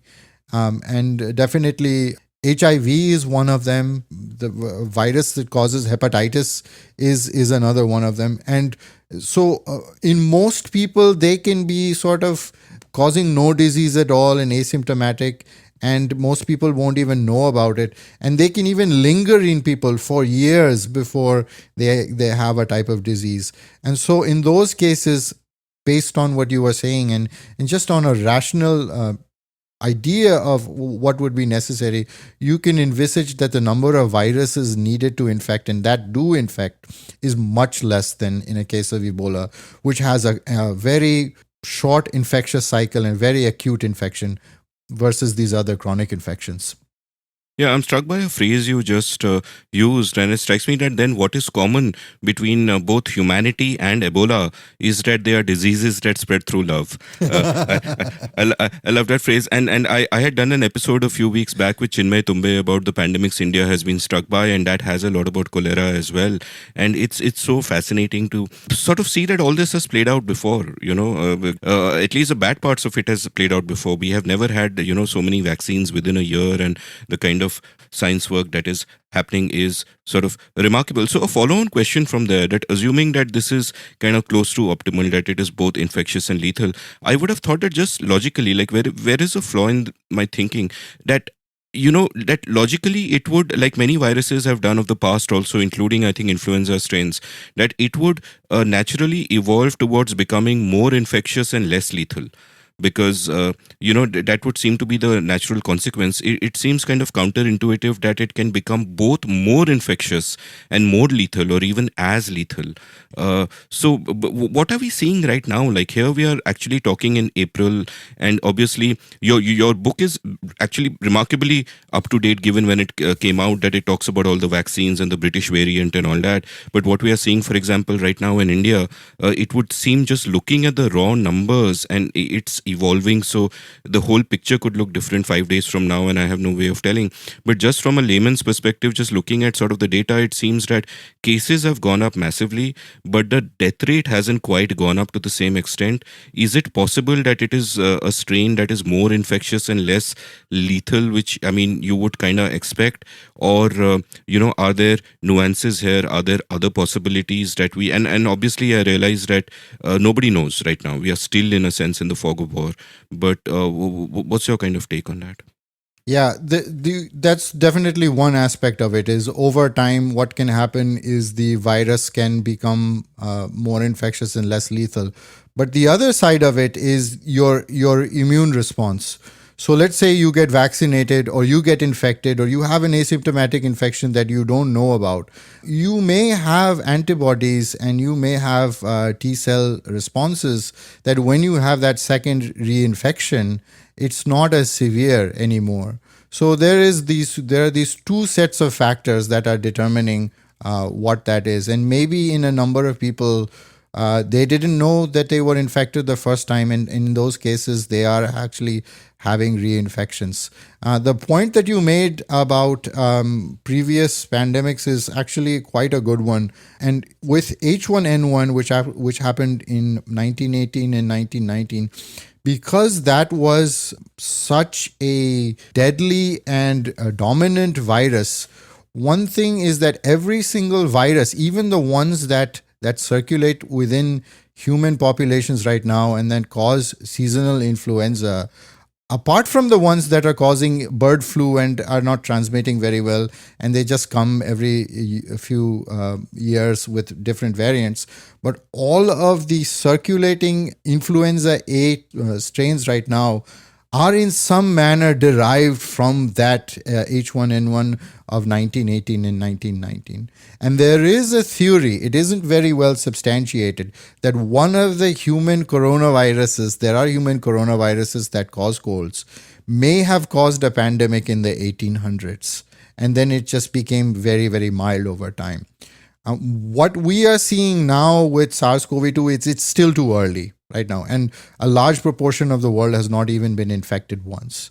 So we will know this. And that is actually how the pandemic ends. The pandemic doesn't end because SARS-CoV-2 gets eradicated. It ends because either through vaccination or either through different variants, it becomes into a mild disease that we no longer have to worry about anymore. Yeah, exactly. And as you also pointed out in your book that, unlike, say, the way we eradicated smallpox, that is simply not possible with SARS-CoV-2 because it is not only humans who have the virus. Yeah. Other animals also have it.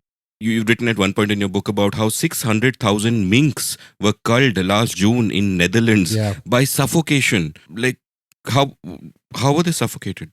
So the issue here is, and this has been observed for... No, I'm not asking why. I'm saying how. Like, you put them in a gas chamber, or you take one mink at a time and you suffocate. I don't know what they did. I don't have the details.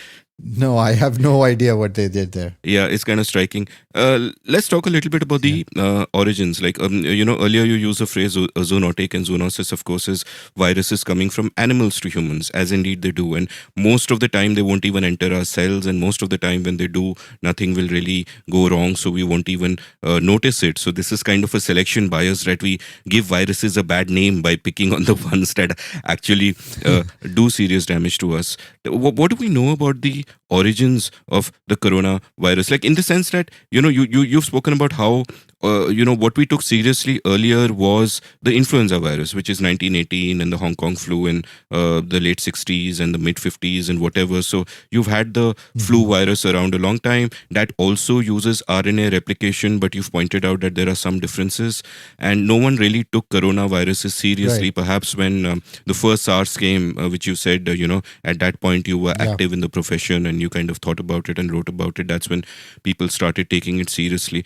How are coronaviruses different from, say, the influenza virus? How do they originate? What's the whole deal? And how did SARS-CoV-2, what are the theories about the origin and how it kind of reached humans?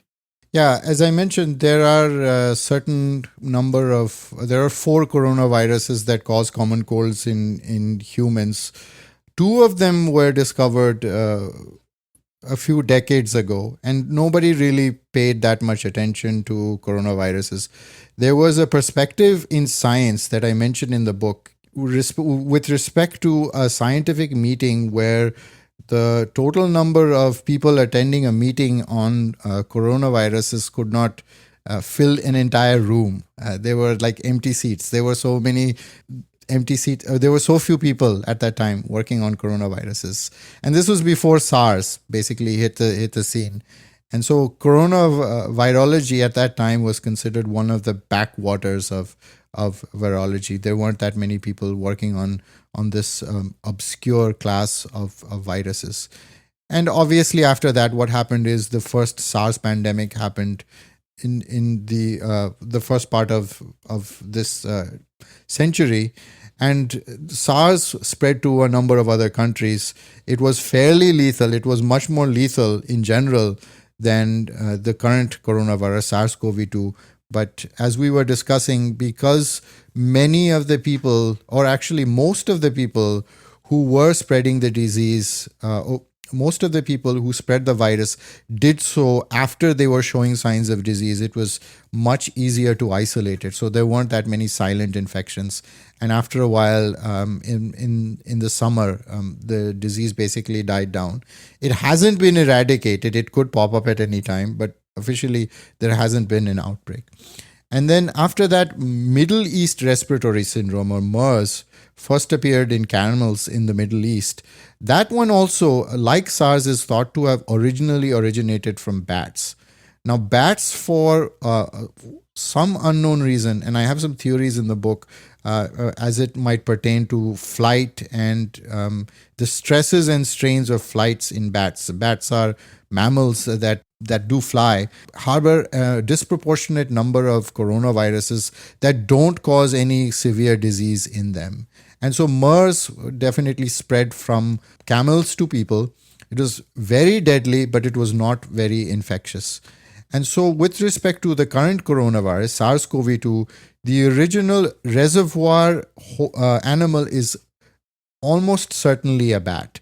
Now, whether it came directly from bats many years ago and then went through the process of mutation to become more infectious is one theory. And that may have happened over a few decades, where it wasn't causing a very severe infection, it wasn't causing very severe disease, and then it wasn't infecting very well, but it gained some mutations because of the natural selection pressures that we mentioned, and then it exploded at one time. That is definitely a plausible theory, and that is in line with what we're seeing with some of the variants as well.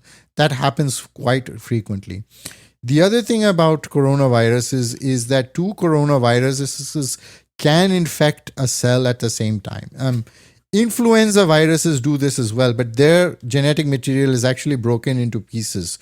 So when they enter a cell, they can actually mix and match pieces and create a totally new virus. Coronaviruses is not broken into pieces, but it can take parts from other coronaviruses that infect the same cell. So very early on, there was this theory that there was an intermediate pangolin host. So a pangolin had been infected by a bat coronavirus, and so a pangolin and a bat coronavirus entered the same cell. They mixed and matched pieces, and one of the parts of the current coronavirus is very, very similar to a pangolin coronavirus. And that's the part that's useful or essential for binding to the receptor. That's the receptor binding domain. And so that theory has also been put out there. And definitely an intermediate animal has precedent in what is thought to have happened with the original SARS, with civets being thought to be the original, civets thought to be the intermediate animal in that case. So which of these two theories is correct is not known at the time. Formally, I know a lot of people like this theory. Formally, we cannot still rule out that there was a viral escape from any lab, but viral manipulation or manipulation does not have to be, I mean, going by Occam's razor, that's not the simplest answer. And when we see that we are infected by these viruses, and it does happen naturally, and there are a large number of coronaviruses in bats. And even before this pandemic, there were scientists like Vinit Menacheri and Ralph Barrick who were saying that there are coronaviruses we need to look at and watch out for because they can infect human cells. With all of these lines of evidence, I don't think at the present we need to entertain the idea that this was created in a lab in Wuhan. Yeah, and at some level it doesn't really. I mean, at a geopolitical level it may matter or whatever, but at the level of biology, it is what it is. It's out there, and you pointed out that there are more than 5,000 known bat coronaviruses, which is so incredibly scary. Any random one can mutate and do something and come out to humans and do something far worse. And as far as pangolins are concerned, I like this is one of my favorite names for a living creature. It's like a Middle Eastern martial arts warrior. You can make a graphic novel on the pangolins fighting for the survival of the species. No, actually pangolins are scaly anteaters, and so somehow bats and pangolins partied, and this is. And earlier you mentioned RNA as being much more promiscuous than DNA, at which point I thought that in India then DNA would be looked upon as much more sanskari than RNA, which is merrily mixing all over the place, which is, by the way, what we indeed used to do in India until a while back. Tony Joseph's book and his episode with me has much more on it. Right. So now what I kind of find interesting about it, and where this current outbreak in a sense has come at the right time. Like, I think that if it came 40 years ago, we would have no idea what to do with it. It could have been, you could argue it would be less devastating because global travel was less and therefore it may not have proliferated so fast. But there would have been some point in time where global travel would have been, frequent enough for or big enough for it to spread fast, but the science wouldn't have gotten to where it was. And this time what you've sort of spoken about is that in January itself we had sort of the genetic sequence of SARS-CoV-2, and already people began working on a vaccine as far back as then, which is one of the reasons that it's kind of come so far. So tell me about what happens to the scientific community, what happened to the scientific community last year when this sort of erupted, because like you said earlier, you wouldn't fill a room with people studying the coronavirus, and now it's just an existential threat to all of us, so everybody is kind of on it. So what is the kind of research happening there? Is it a kind of, a fortuitous moment in time that a lot of other developments have come together at a time where we can actually handle this? We sort of can figure out a way ahead. Tell me what's happening in the science now. Like you also pointed out about how, by the end of 2020, there were like thousands of papers on coronavirus just proliferating all over the place. So much productive work kind of happening on this, which can, show benefits down the line for future pandemics or even understanding our biology a little better in general. So give me a sense of what's been happening in the science since this was discovered. Yeah, some of this was happening. You are absolutely right that it was in many ways fortuitous that it happened when it did happen. Even I would say, as opposed to 5 years ago, I wouldn't even go back 40 years. I would say even 5 years ago or 10 years ago or 20 years ago. We have to think about when HIV first started infecting, or when HIV became a major cause of AIDS in the 80s and was spreading all across the world, at that time, it took many years for the genomes to be sequenced. At that time, there was no RT-PCR diagnostic test. And then if we flash forward from that to even SARS, which was when I was doing my PhD, at that time, it took months to get the sequence of a genome. And now we can get genome sequences very quickly. And that has been part of what has been done with this genomic surveillance. It is scary that we are finding variants, but we are finding variants because we are able to look for variants and we're able to sequence hundreds of thousands of genomes fairly quickly. We would not have known about that in the past. So the science at that level, and that's because of next generation sequencing, and both the cost of that has gone down and the speed and accuracy of that is just mind-blowing from that respect. With respect to vaccines also, the platforms that are available now with all the molecular platforms and the RNA platform, a number of things had to happen to be able to make the RNA stable and to be able to deliver that, because RNA is a fairly unstable molecule. And to be able to deliver that. And the seminal papers happened just a few years before this mRNA vaccine came out or these two mRNA vaccines, the Pfizer one and the Moderna one, came out last year and were shown to have fantastic efficacy. And so, again, I mentioned the history of that, and that was definitely a perfect storm of that. One other aspect of this is we were just talking about the structural biology, but the spike protein was, the structure of the spike protein was determined very, very quickly because there were a couple of labs, Jason McClellan being one, who had identified the structure of the MERS coronavirus spike protein. And he used a very ingenious technique of basically stapling it with two molecules, two building blocks, which are known as prolines. So he used two prolines to be able to stabilize it. And he knew that trick. And that trick was utilized in the design of three of the vaccines that seem to be working very well, the Pfizer, the Moderna, and the J&J vaccine. So all of these things happened. Most people are not aware of them, and perhaps they don't need to be aware of them. But you are absolutely right. And now that these platforms have been shown to work, that we know that we can go through trials in such a rapid manner, they will be used for other viruses and for other infectious diseases. But also the pace by which these booster shots can now be created for any variants of concern is also quite spectacular. And that's definitely on the scientific front. On the non-scientific front, just the technology that has advanced over the past few years and has allowed us to work from home and to even have this conversation, this didn't exist. The Wi-Fi, the broadband, none of this existed even 10 years ago at the level that people could work from home in large numbers. And then finally, I will point out the information on the internet where people can actually look at cases in their own area, and information can sometimes be paralyzing, but I always feel that it's better to know than the alternative, than to be ignorant.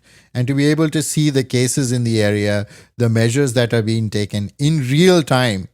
This is the first pandemic of that, of the flattening the curve, so as to speak. And all of these things happened at this time. It would not have been possible in any previous pandemic. Yeah, it's so stunning. And I could agree with you more about, that even this conversation would not have been possible 10 years ago. We may not have known of each other. You may never have written the book because who knows, to sort of just be asked by a publisher Right. who's looking at your tweets and saying, this guy knows what he's talking about. Yeah. So it's quite remarkable. But it's also a thought that, as you mentioned earlier, that not everybody has this. I mean, if you just, for example, we take the internet so much for granted. The people in Kashmir went so many months without it, and for us it's like oxygen. We can't imagine life without it. At one point in this book, you talk about how these viruses that cause respiratory diseases are a problem because you said, I think, I'm quoting from memory here, quote, breathing is not optional, stop quote. And in a similar sense, I think for many of us who are now used to it and take it for granted, the internet is something like that. Before I kind of move on to my next question, I also want to sort of, you mentioned the structure again. Another line that I was struck by from the book about what the virus does, about, the way it's looking to fit into a cell, is that at one point you wrote, quote, a virus is like a thief going from one house to another with one key, trying to see what it can open with it, stop quote, which is a stunning line. Like, I'm going to, show this to my writing students as an example of show don't tell, about how, just with one visual you make so much so clear. And at another point, another line of yours that I loved was when you talk about how we can't make out the color of the virus, and contrary to the popular depictions of it, which is red and all that. And you say, quote, SARS-CoV-2 does not look like a lychee. Stop quote. So all this is, and the book is full of stuff like this. So for anyone who's listening, just kind of pick up the book. You'll read it in one sitting, and hopefully, gift it to all your friends, because everyone needs to know this stuff. So my next question is about, what does this virus do within the body? Because even that's some place where our knowledge has been evolving, and perhaps the virus has also been evolving, but our knowledge has been evolving. Like, it's not just a respiratory thing. It's it does so many different things. The symptoms can be different. They can be respiratory, they can be fever, they can be gastrointestinal, where it, like you pointed out, it attaches to the ACE2 receptors within those particular tracts, and it causes blood clotting. And sometimes a virus doesn't kill you, the immune system does, with what are called cytokine storms, which you also described and explained so well in your book. Give me a picture of what happens. What are the different things that the virus does within the body, and what are those things which make it so much more lethal, and so much more something we should worry about than some of the previous sort of viruses of this sort? Yeah, so in a lot of asymptomatic people and those who have very, very mild infection, the extent of the virus spread is basically the nose and the upper respiratory tract. And they are still infectious, because when they are sneezing, when they are breathing, those virus particles, at least in the early part of the infection, they're coming out from their nose and their mouth and their throat. After a while, the virus, though, it goes in certain people. So that may be the extent of infection in a lot of people who are spreading the disease. In other people, though, then the virus goes down into the delicate parts of the lungs and then infects there. And that's when the disease starts to get more severe. And we have people who need oxygen, sometimes ventilation as well. And from that point, once it goes down there, and then the immune response starts with the hyperactive immune response and the cytokine storms, that's when it becomes almost a battle. And then from there, the virus can go through the bloodstream and infect other parts of the body as well. And this is has been a moving target. At first, everyone, as you mentioned, thought it was a respiratory virus, but now it's known to infect various other parts of the body as well. It's been definitely found even in the nervous system, and even it's thought to be found in parts of the brain, and is responsible for this aspect of long COVID now, which is also referred to as post-COVID syndrome, in which people are having mental effects of this. In addition to the loss of smell that's happening, there are GI tract disturbances as well in a number of people. Early on, it was thought that it was spread a lot through fecal matter. That does not seem to be the case. Early on, it was thought to be spread a lot through surfaces and surface contamination. That now is thought to be minor, and surface cleaning and decontamination does not have to be as much it is before. But basically, you are right. It can, in the first stage, it's in the upper part of the respiratory tract. Then it goes down to the lower part of the respiratory tract. And then there is this hyperimmune response stage as well that happens in people. And because of this, because it's such a moving target, there is no single drug that is a magic bullet. Because in the early part of the stage, what you're trying to do is you're trying to stop viral replication. But later on, you're actually trying to slow down your immune response. You don't want to slow down your immune response at the first part of the infection, because then it might get to become more life-threatening as well. And then what happens is, if you use a lot of the antivirals towards the last part of the disease, then it's not as effective anymore either. Most antivirals work very well in the early part of the infection. One of the things that I noticed about the policy response was that the policy response initially consisted mostly of blunt tools, like lockdown and like whatever. And we'll come back to that later. And part of that is just state capacity, both intellectual capacity and your actual manpower and all that. But, if we move away from policy to the scientific response, one, there has been some remarkable science happening in all these with really different vaccines coming out. And we'll discuss that in detail as well. But as far as the treatment is concerned, it seems that what was thrown at the disease to begin with were blunt tools, in the sense that they were things that might have worked in the past for, other viruses. Or I think remdesivir was tried during Ebola and didn't really work even there. And there are, even though everyone in India is talking about shortage of it, it's still, trials haven't really shown that it even works. There still seems to be this massive fog. People have tried drugs of the past. People have thrown all kind of quackery at the problem. What's been the reason for that? That when science quickly figured out structure and, genetic code and all of that, all of those things, and came out with all these incredible vaccines, why is it so difficult to treat when it actually gets going? And what are the sort of the different methods that have been tried and that haven't worked? And here it seems that it is almost like science in the battlefield. It's not like you're doing science in a lab. You're doing science in a battlefield where every day, medics are also coping with the pressure of trying to figure a way out. This shit then gets politicized, because if Trump says hydroxychloroquine is the answer, then everyone gets on that bandwagon. Where is the science on it? Why is this aspect so difficult? And that's one thing that I worry about as well, is that when the next pandemic strikes, if it is a respiratory virus, if we don't have a medicine cabinet of drugs, if we don't have a way to develop vaccines very quickly, if we don't have pan-coronavirus vaccines and pan-influenza vaccines in the future, then we will be stuck with a situation just like this, where the tools at the start of the pandemic are very blunt instruments, such as the measures that were taken during 1918 and 1919, and even before that, with lockdowns and quarantines and school closures and businesses closures and masks and things like that. They are effective, but you are absolutely right. They are not very precise tools. They are very blunt instruments. And part of that is that it takes really a long time to develop drugs, longer than to develop vaccines. Vaccines can use these platforms, and they can be created in, at least what we notice in this case, they can be created in a shorter amount of time. So all the drugs that we have for this were repurposed from previous diseases and for other outcomes, and they're used as other treatments.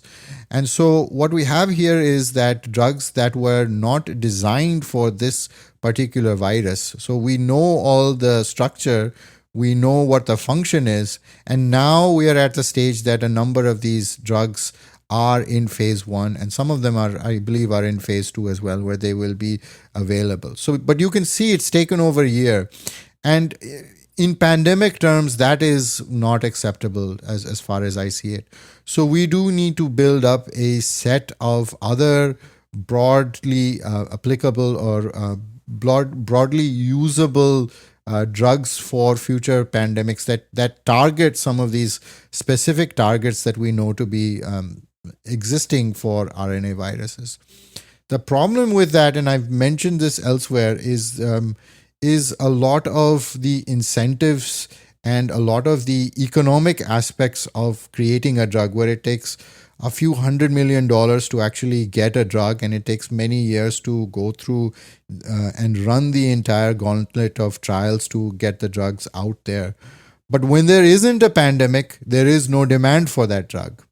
So you cannot price the drug to actually even recoup your costs. So I think the description of this that's been used, and I like it a lot, is that no one really values the fire extinguisher until there's a fire. So how are you going to price that fire extinguisher? How are you actually going to go through the research and development process to make that?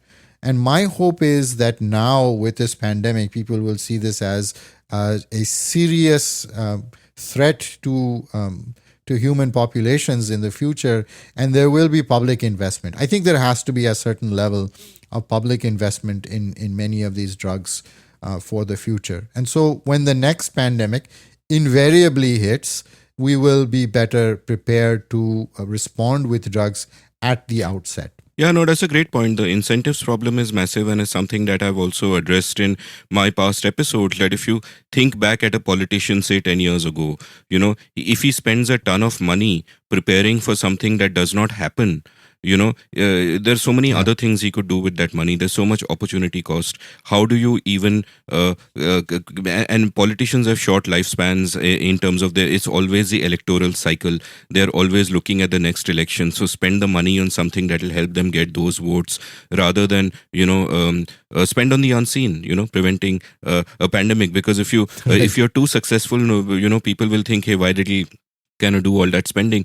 And hopefully this pandemic will sort of be like a reality check and push for more of that, so it's not so bad the next time around.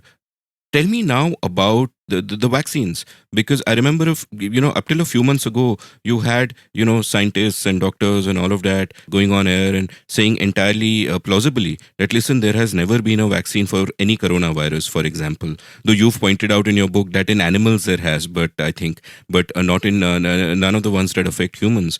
That scientists have been trying for decades to find a vaccine for HIV, and they haven't succeeded. We may never have a vaccine, and now we have so many vaccines, and they're all so different, and they're all remarkable. And with the mRNA ones, it seems like they're kind of designed on a computer. It's just like miraculous. So take me a little bit. I mean, share a little bit of the wonder of what has just happened, and which I think most normal people just don't get. That what a freaking miracle it is almost. Yeah, and they were partly designed on a computer, and they worked really well.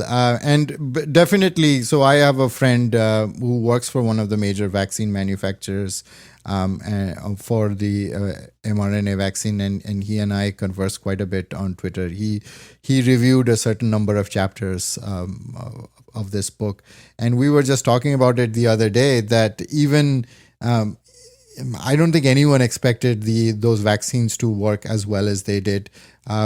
If you recall, the initial efficacy target was anything above 50% efficacy will be approved. And the endpoint that they used was because they wanted to lessen the severity of disease and hospitalizations and death was basically symptomatic COVID-19 and severe disease.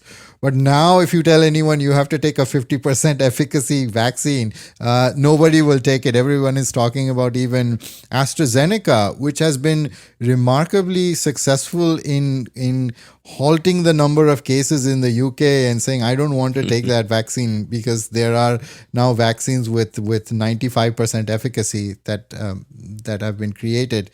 And in this case, this has happened because the spike protein was relatively a soft target for the immune system. And in terms of the antibodies and the T cell responses that were possible. With the case of HIV is so elusive. If you think about the variants that we have, you can think about HIV as variants times a million, or even times a few million, in that you're not actually looking at even one virus that you can create a certain set of immune responses to. You're looking at a whole galaxy of viruses under that HIV umbrella. So in this case, we were quite lucky in that there was basically essentially one virus. And we were also lucky that when the predominant strain changed, there was one mutant that became predominant in the middle of 2020. Most people didn't care about it because it wasn't that much more infectious, and all the vaccines seemed to work against it. We definitely got quite lucky, although it remains to be seen now, like how long that immunity lasts for. It could be anywhere from, I suspect it would be in the order of at least a year, but I think scientists are saying it could be anywhere from 8 months to 2 years. Yeah, and there's a striking quote in your chapter on vaccines where, right at the end you say, quote, vaccines don't save lives, vaccinations save lives, stop quote. And this again, takes a focus away from the science purely to everything else that is happening. And you said earlier in this episode that the science is the easiest part of many problems to solve. There's all this other stuff that is happening, like we've seen, in the course of the last year, how much things get politicized. The wearing of mask almost became an ideological issue, and and all of that. And once you take a stand, you harden down on the stand, and then it's you've got your own narrative going on, and that's all that matters. So as a scientist, just looking at how the response has been and how everything's panned out, what are your kind of feelings on what is happening? Like, is it a sense of that, look, science could have progressed much more, but fine, these are setbacks, but at least we are progressing? Or is it, do you sometimes feel like, what is even the point when you look at all this nonsense that's happening in the real world, all this incredible politics where we now know, we are in the second wave in India, and you've got these large public gatherings, happening all over the place. And in your book, of course, you've, in past pandemics, and in your book, I think you've mentioned a couple of them. We know what the large gatherings do. I think you mentioned cholera, and Chinmay may have mentioned in his book cholera during the Kumbh Mela, or yes, during the Kumbh Mela and itself, even during the Hajj, just so that we don't seem to be picking on one particular community. So what does kind of one do about all that? What are your feelings on this? It is incredibly frustrating to see this, and I saw this play out over the course of the last year, and over time, as I've lived in the United States. You have this country which, in terms of the scientific output and in terms of scientific and medical advances, is definitely one of the countries at the forefront. And you see this in terms of the research, the guidance, even the CDC plan. They had a pandemic preparedness plan for just this kind of situation. And then on the other hand, you see this subset of people who, regardless of what is presented to them, live in this post-truth world where ideology dictates what they believe.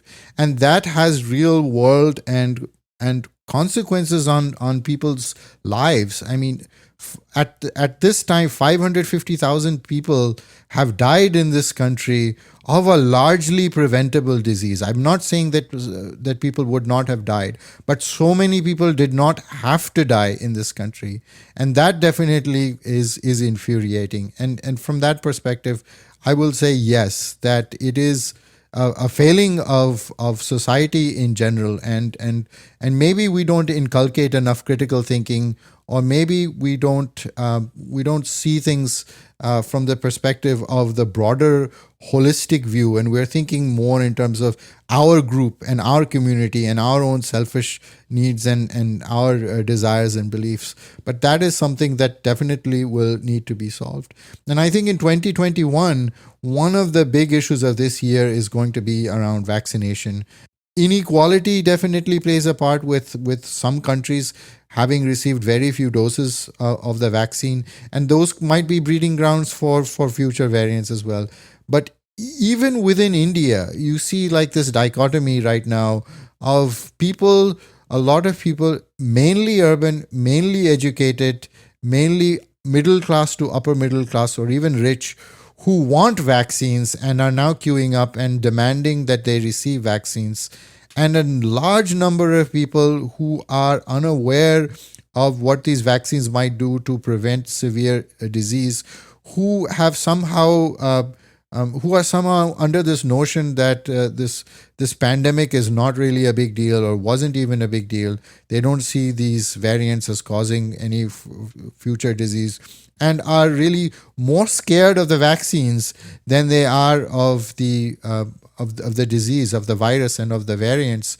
And so I see this as a communications breakdown to both sets of people. I mean, the communications have to be different to both groups of people. You have to communicate and have outreach to people to convince them to take the vaccine. And in that case, it can't be sort of a heavy-handed way of pushing people or lathi charging them and forcing them to take vaccines, or even financial incentives always tend to backfire because people think that there is something wrong with the vaccine. That's why I'm getting paid to get the jab.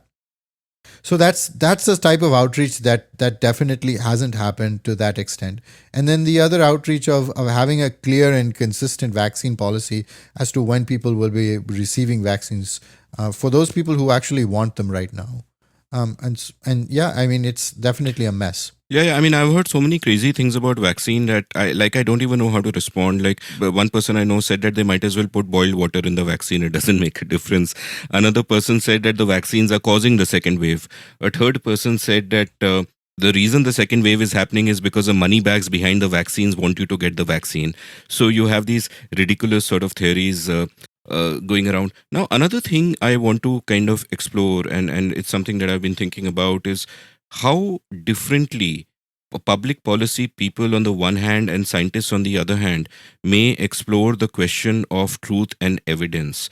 For example, for a lot of public policy, there is no definitive evidence because you can't do a controlled experiment. Like my friend Shruti Rajgopalan once sort of gave a great analogy. She said that imagine that you want to find out whether dropping a coin in water displaces water or not, right? Does the water level go up or down? Simple enough to do. Now, in a lab, obviously, you can just take two beakers and put the coin in one of them and you can measure it and everything is controlled. But imagine doing it in a swimming pool, where you put the coin in the swimming pool and you try to see what's happening, and there is no way of getting a meaningful result, and there are just so many other factors, so many variables that come into play, and you don't know counterfactuals either. Now I see this that a public policy people may therefore come from an ideological lens, and and it's really interesting how the ideological lens affects how people look at certain measures like lockdowns. So people on the right over here, because Modi ji did the lockdown, were with the lockdown, but in the US it was just the opposite, where because Trump did not want a lockdown, they were like, we don't need a lockdown and all of that. Now, the thing with a lockdown is that you can never actually get evidence on whether it worked or not. You simply don't know the counterfactuals. Forget every country being different from each other. Every district is different from each other. Bandra is different from Andheri. You cannot possibly do a controlled experiment or have any sense of whether something worked or not. So in public policy, you're handling all these variables. In science, you're not. Now, what I see is that both of these sort of lenses of looking, which are perfectly valid lenses in their specific fields, that a public policy person always has to believe that even if the evidence appears to be for him, it may not be. Correlation may not be causation. There are so many other factors involved. Nothing is definite. But taking this lens to science becomes a huge problem, and vice versa. That if science people are always, that what works, what doesn't work. We want a clear answer. There has to be a clear answer. There has to be a way to design a clear answer. That wouldn't work. Now, one example of the former kind, where, people within politics or policy take that sort of lens where the truth is kind of up for grabs and it's a narrative that matters, that can really affect the response. Like just a couple of days ago, our health minister Harshvardhan said something about homeopathy must be encouraged and the Ministry of Ayush, and I've written about them in the past. Even in your book, you talk about, for example, how so many people don't get the importance of double-blind randomized controlled trials. Yeah. And it's not just that people think homeopathy works because of the placebo effect. They also think it works because, and like you've pointed out in your book, and I've written about it in columns in the past, that many diseases will just revert to the mean. That you'll be bad for a while, and then you get better, and people will ascribe that and give credit to the medicine and all of that. And once they believe in a particular medicinal system, it almost becomes an ideological thing, and then the confirmation bias kicks in. And when it appears to work, they'll be like, wow. And when it doesn't work, they'll be like, whatever, it could have been worse. And all this shit happens. So, but the fundamental question is about these conflicting mindsets, where some people take the mindset to science, where they don't realize that there are definite truths out there. And all science is a quest to get closer and closer to that. You never absolutely know everything. And similarly, they can be an attitude which is not a science attitude, more an engineering attitude, perhaps, where that where people will believe that, oh, society can be fixed from the top down and we can find the right answer for everything. Is this something that you've thought about or noticed? I have, and I think you expressed some of the limitations of each of these approaches quite succinctly. Definitely with respect to drugs and the confirmation bias, but that applies to anything that we look at retrospectively. We can look at previous pandemics and say, okay, we should have prepared for this because something in this pandemic is very similar to this, and we can say, no, this pandemic is absolutely different from every other pandemic because these other additional aspects are different. So the observer will find out what he or she seeks and confirm that bias with any type of retrospective analysis. With any type of forward-looking analysis with a very heterogeneous and large system with so many variables and unknowns, basically stochastic processes, it becomes extremely, extremely difficult. I think the keys here are to basically, before the experiment, is to set what the objectives are. If you're going to institute a lockdown, what is the objective that you want for that lockdown? And you can't change that or shift the goalpost halfway through or not make that clear. That has to be absolutely transparent for any public policy initiative. And that has to be known to the public as well, to get their buy-in, to get their involvement in that as well. And once they know the threat of the disease, what the goals of that public policy outcome are. And then so in that sense, pragmatically, if you take an approach and things don't turn out as badly as the model, then that's good. And why it exactly happened is not necessarily relevant. I mean, there's a parable involving the Buddha, and it says basically there was someone who had been struck with an arrow, and when the person is struck with an arrow, he wants that arrow removed and he wants to get better. So all the processes of how that happens and why that happens, that can come at a later date. That does not necessarily appeal to me as a scientist, where I always feel uncomfortable with not knowing, and I always feel that there are too many uncertainties around that. And I saw that when the epidemic curve went down for India, and everyone was saying, well, the pandemic is over. And I said, well, it will take time to figure this out, to tease out why this happened. And we cannot say that it happened because of any one favorite reason or any one favorite hypothesis until we figure it out, because the exact opposite reason can contribute to a resurgence as well. And now we've seen a resurgence, and there are many conflicting reasons as to why it happened. It could be any one of them, it could be all of them. But again, that will take time. So science sometimes takes, as you mentioned, it takes time to figure out answers. And in that sort of fog of war, we don't have time to tease out what those answers might be. In that case, so what do? I think there are some models that we can apply. Now, as George Box said, all models are wrong, but some models are useful. So we have to figure out which model is actually useful for the parameter that we want. And again, as he said, all models are wrong, because a model is inherently based on the parameters of that model and the variables and the constraints that you impose upon it. And it has to be, for something as large and as drawn out as this, it has to be extremely reductionist. It can only have a few variables. Otherwise, we're going to. But the real world is very full of chaos and of instances like the butterfly effect. So we don't know what changes early on determine, and that's the case even with the trajectory of a pandemic.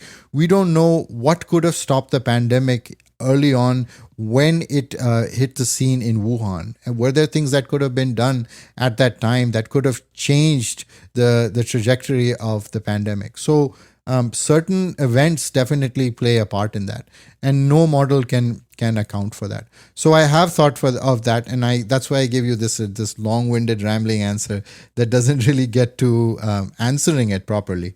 No, it's a lovely answer, and so sometimes just asking the right questions and teasing out the question is more important than finding an answer. And by the way, for the many, many, many, many fashion model friends I have, I wish to validate your existence and say that hey, some of you are useful. And so getting back to what you said about the butterfly effect and chaos theory, and sometimes we don't know, and it strikes me that these words "we don't know" are actually so important for so many of us to internalize. We are always so desperate to tell stories to ourselves, or get stories from elsewhere which explain everything, and everything can't quite be explained. So in this context, before I get to my next question, I want to read out a great quote by Douglas Adams, which I love. This is Douglas Adams' quote. Imagine a puddle waking up one morning and thinking, this is an interesting world I find myself in. An interesting hole I find myself in. Fits me rather neatly, doesn't it? In fact, it fits me staggeringly well. Must have been made to have me in it. Now, the puddle stop quote, Adams continues, this is such a powerful idea that as the sun rises in the sky and the air heats up, and as gradually the puddle gets smaller and smaller, is still frantically hanging on to the notion that everything's going to be all right because this world was meant to have him in it, was built to have him in it. So the moment he disappears, catches him rather by surprise. I think this may be something that we need to be on the watch out for. And my question goes back to, something we discussed earlier in another context, which is humility. And here it's humility about our species, that we tend to believe that we are masters of the universe. We have sorted everything out. I have heard elsewhere that we are basically colonized by bacteria. Bacteria are the masters of the universe. In a different context, you could say that, hey, viruses were possibly there before and they rule the roost, and everything is contingent. Existence is contingent, and everything is so fragile. And if anything, over the last year, we should have got a greater sense of that, and therefore developed more humility and perhaps a compassion that comes with more humility. And it seems to me that scientists would have the closest view of this, because you guys are actually every day confronting all these miracles of nature and realizing how small a place we play in the universe. What are your sort of thoughts on this? I agree with you completely. I'm constantly amazed by how long humans live, considering the amount of abuse we put on our bodies through our entire lives, and how much we disrespect ourselves and on all the things that we do.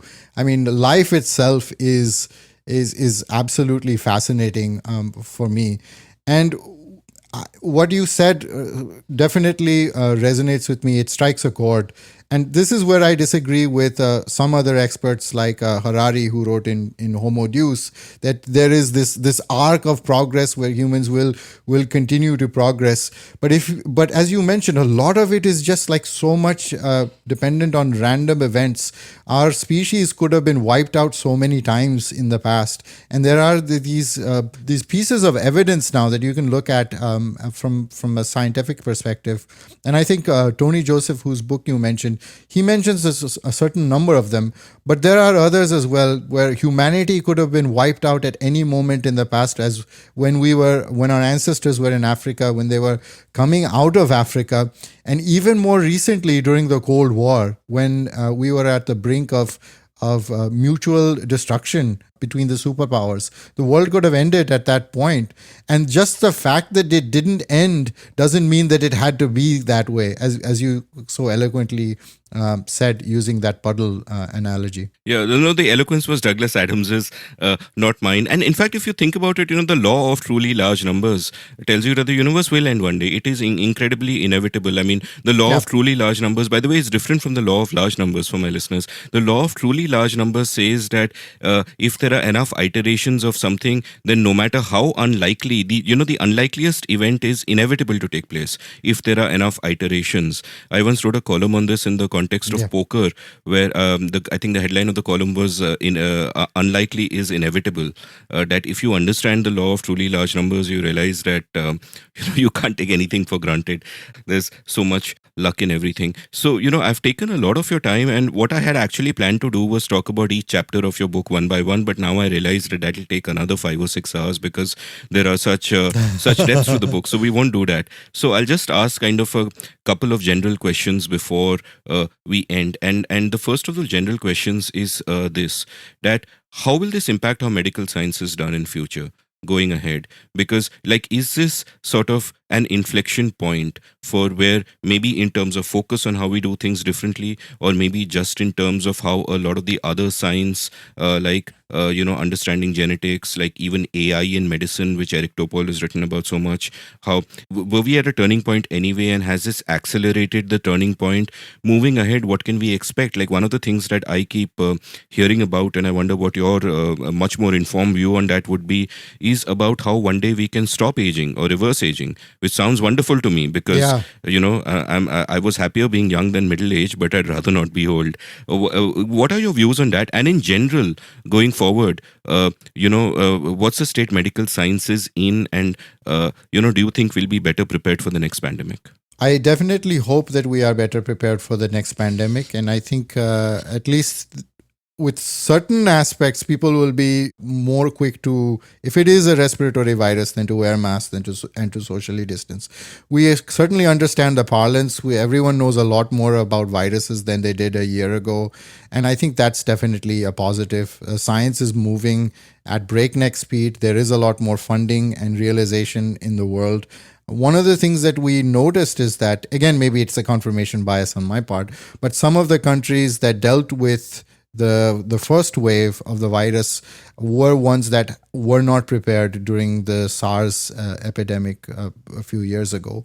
So their populations were very quick to wear masks and were more compliant of some of the measures that were taken. Whether or not that there's a sort of a causal relationship there, I don't know. But that's just a very interesting observation. With respect to science and aging, that's a fantastic topic and one that I've been looking at myself as populations age over time.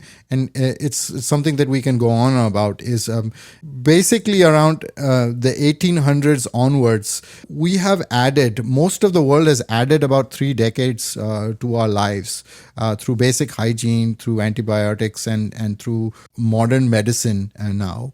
And now, so we can see, most of us will be able to see our children grow up. Most of our children will survive into adulthood and see some of our grandchildren as well, which was not possible for most of humanity during our history. I don't think most people realize what an amazing achievement that is, to be able to do that within less than 150 years.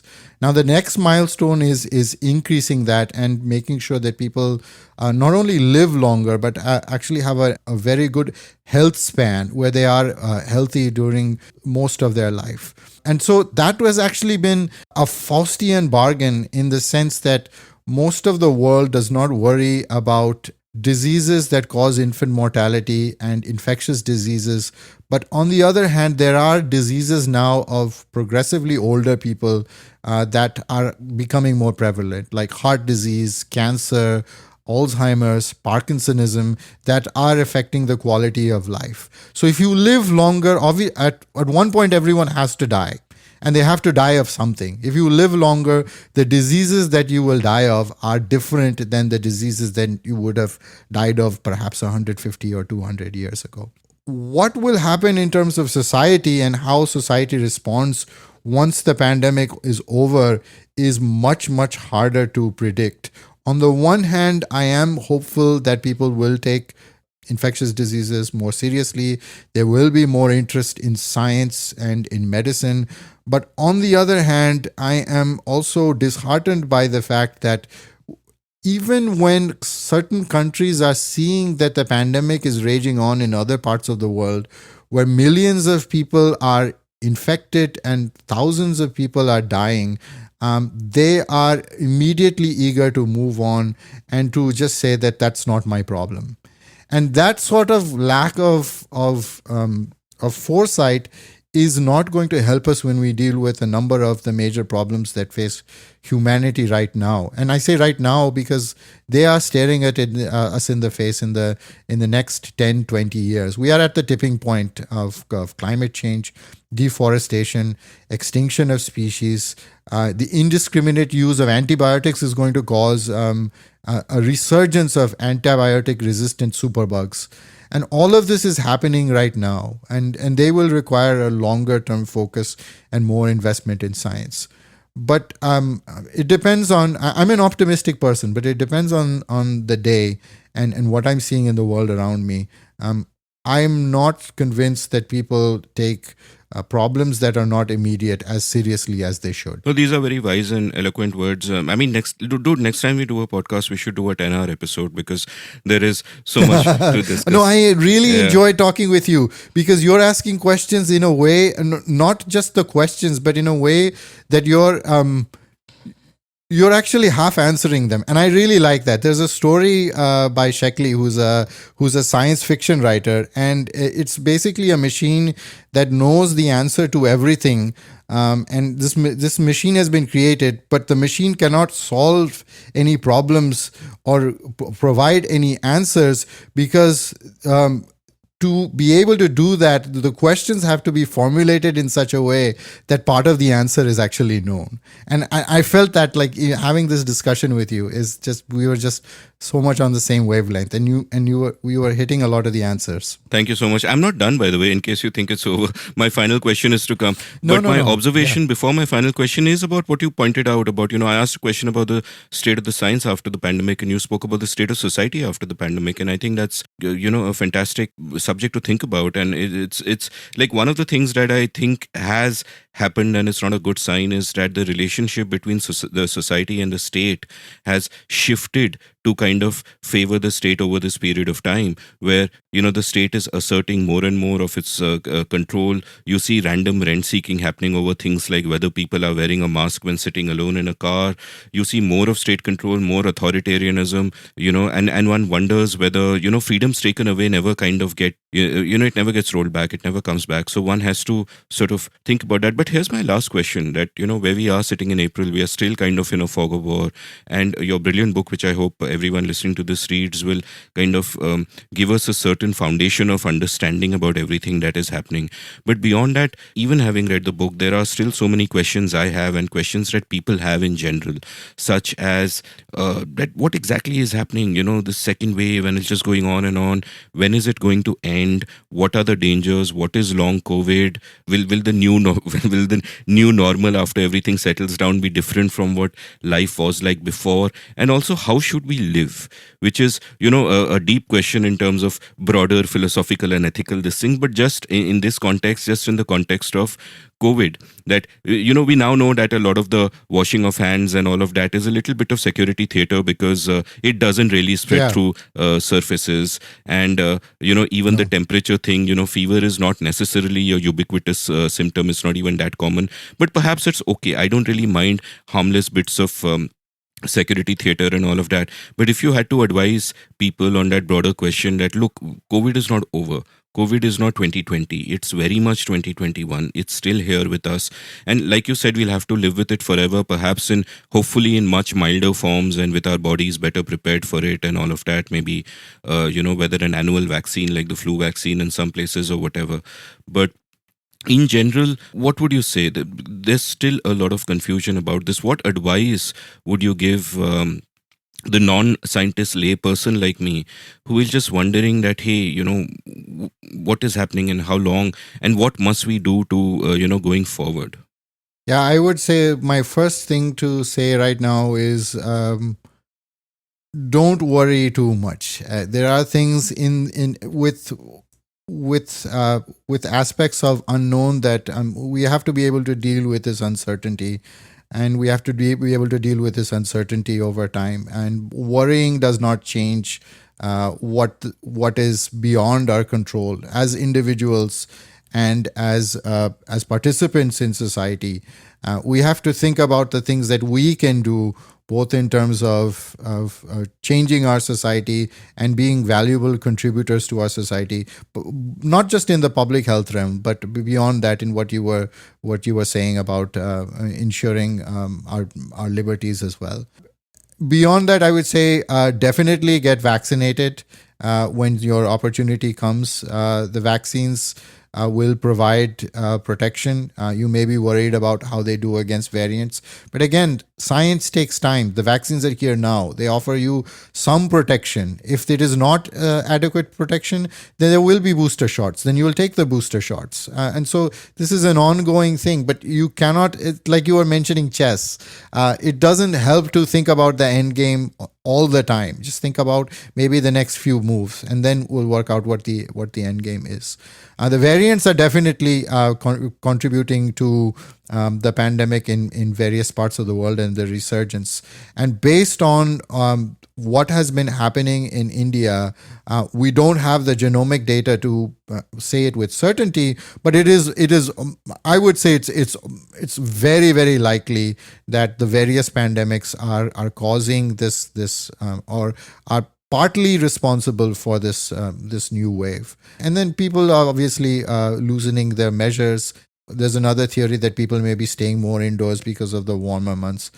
I don't know how much of these individually contribute to that, but I mean, the cases are real, the disease is real, it is serious, and long COVID, as we talked about, is something that is happening and it is real. So protect yourself, hope for the best, get vaccinated. The same measures that you were using in the past will be the same measures that will work for the variants as well. It's not a different virus. So conceptually, I had mentioned that you can think of people as virus factories, as they're breathing out viruses in the book. So what you can think about with a variant, as a very sort of simple analogy, is people are still virus factories. They're breathing out perhaps more viruses, and perhaps fewer viruses need to enter your body to cause that level of disease as before. There might be more viral load, and the infectious dose might be less. There could be other factors as well, but again, to simplify that, those are probably a certain number of factors that are involved in making some of the variants more infectious. But if you see that as well, you can see that the measures that you are taking, such as wearing masks and socially distancing and limiting activities indoors, will continue to be important. And then the broader question about life, that is definitely a philosophical one. And I think we always have to get back to the social aspects of this and the inequalities that we have been seeing all around the world. And we saw this even with HIV. And I mentioned this even at the end of the book, that the pandemic doesn't end when it ends only for us. And my fear and worry is that even when it has ended for us and we're vaccinated and we're protected, that COVID-19 becomes a disease of the underprivileged, of a disease of poverty, disease of certain parts of the world, where it lingers on as a serious disease while we go on with our business. Wise words again, and I must clarify here to my listeners that when Anirban is saying limit indoor activity, he does not mean have all your sex in the park. What he basically means is that, listen, we know that the spread of the virus really happens indoors. It's much less outdoors. It really happens indoors, especially in air-conditioned spaces. So be careful of social gatherings and all of that, especially the current virus with the infectious levels it is at. We need to be careful, and I'll again double down on your wise advice. Just get vaccinated, take precautions, wear a mask. I love the way that in Southeast Asia, because of their past experience with pandemics and pandemic scares, it almost became a cultural thing that if you have any kind of respiratory disease, even if it's a flu, you wear a mask not to protect yourself but out of concern for your fellow person.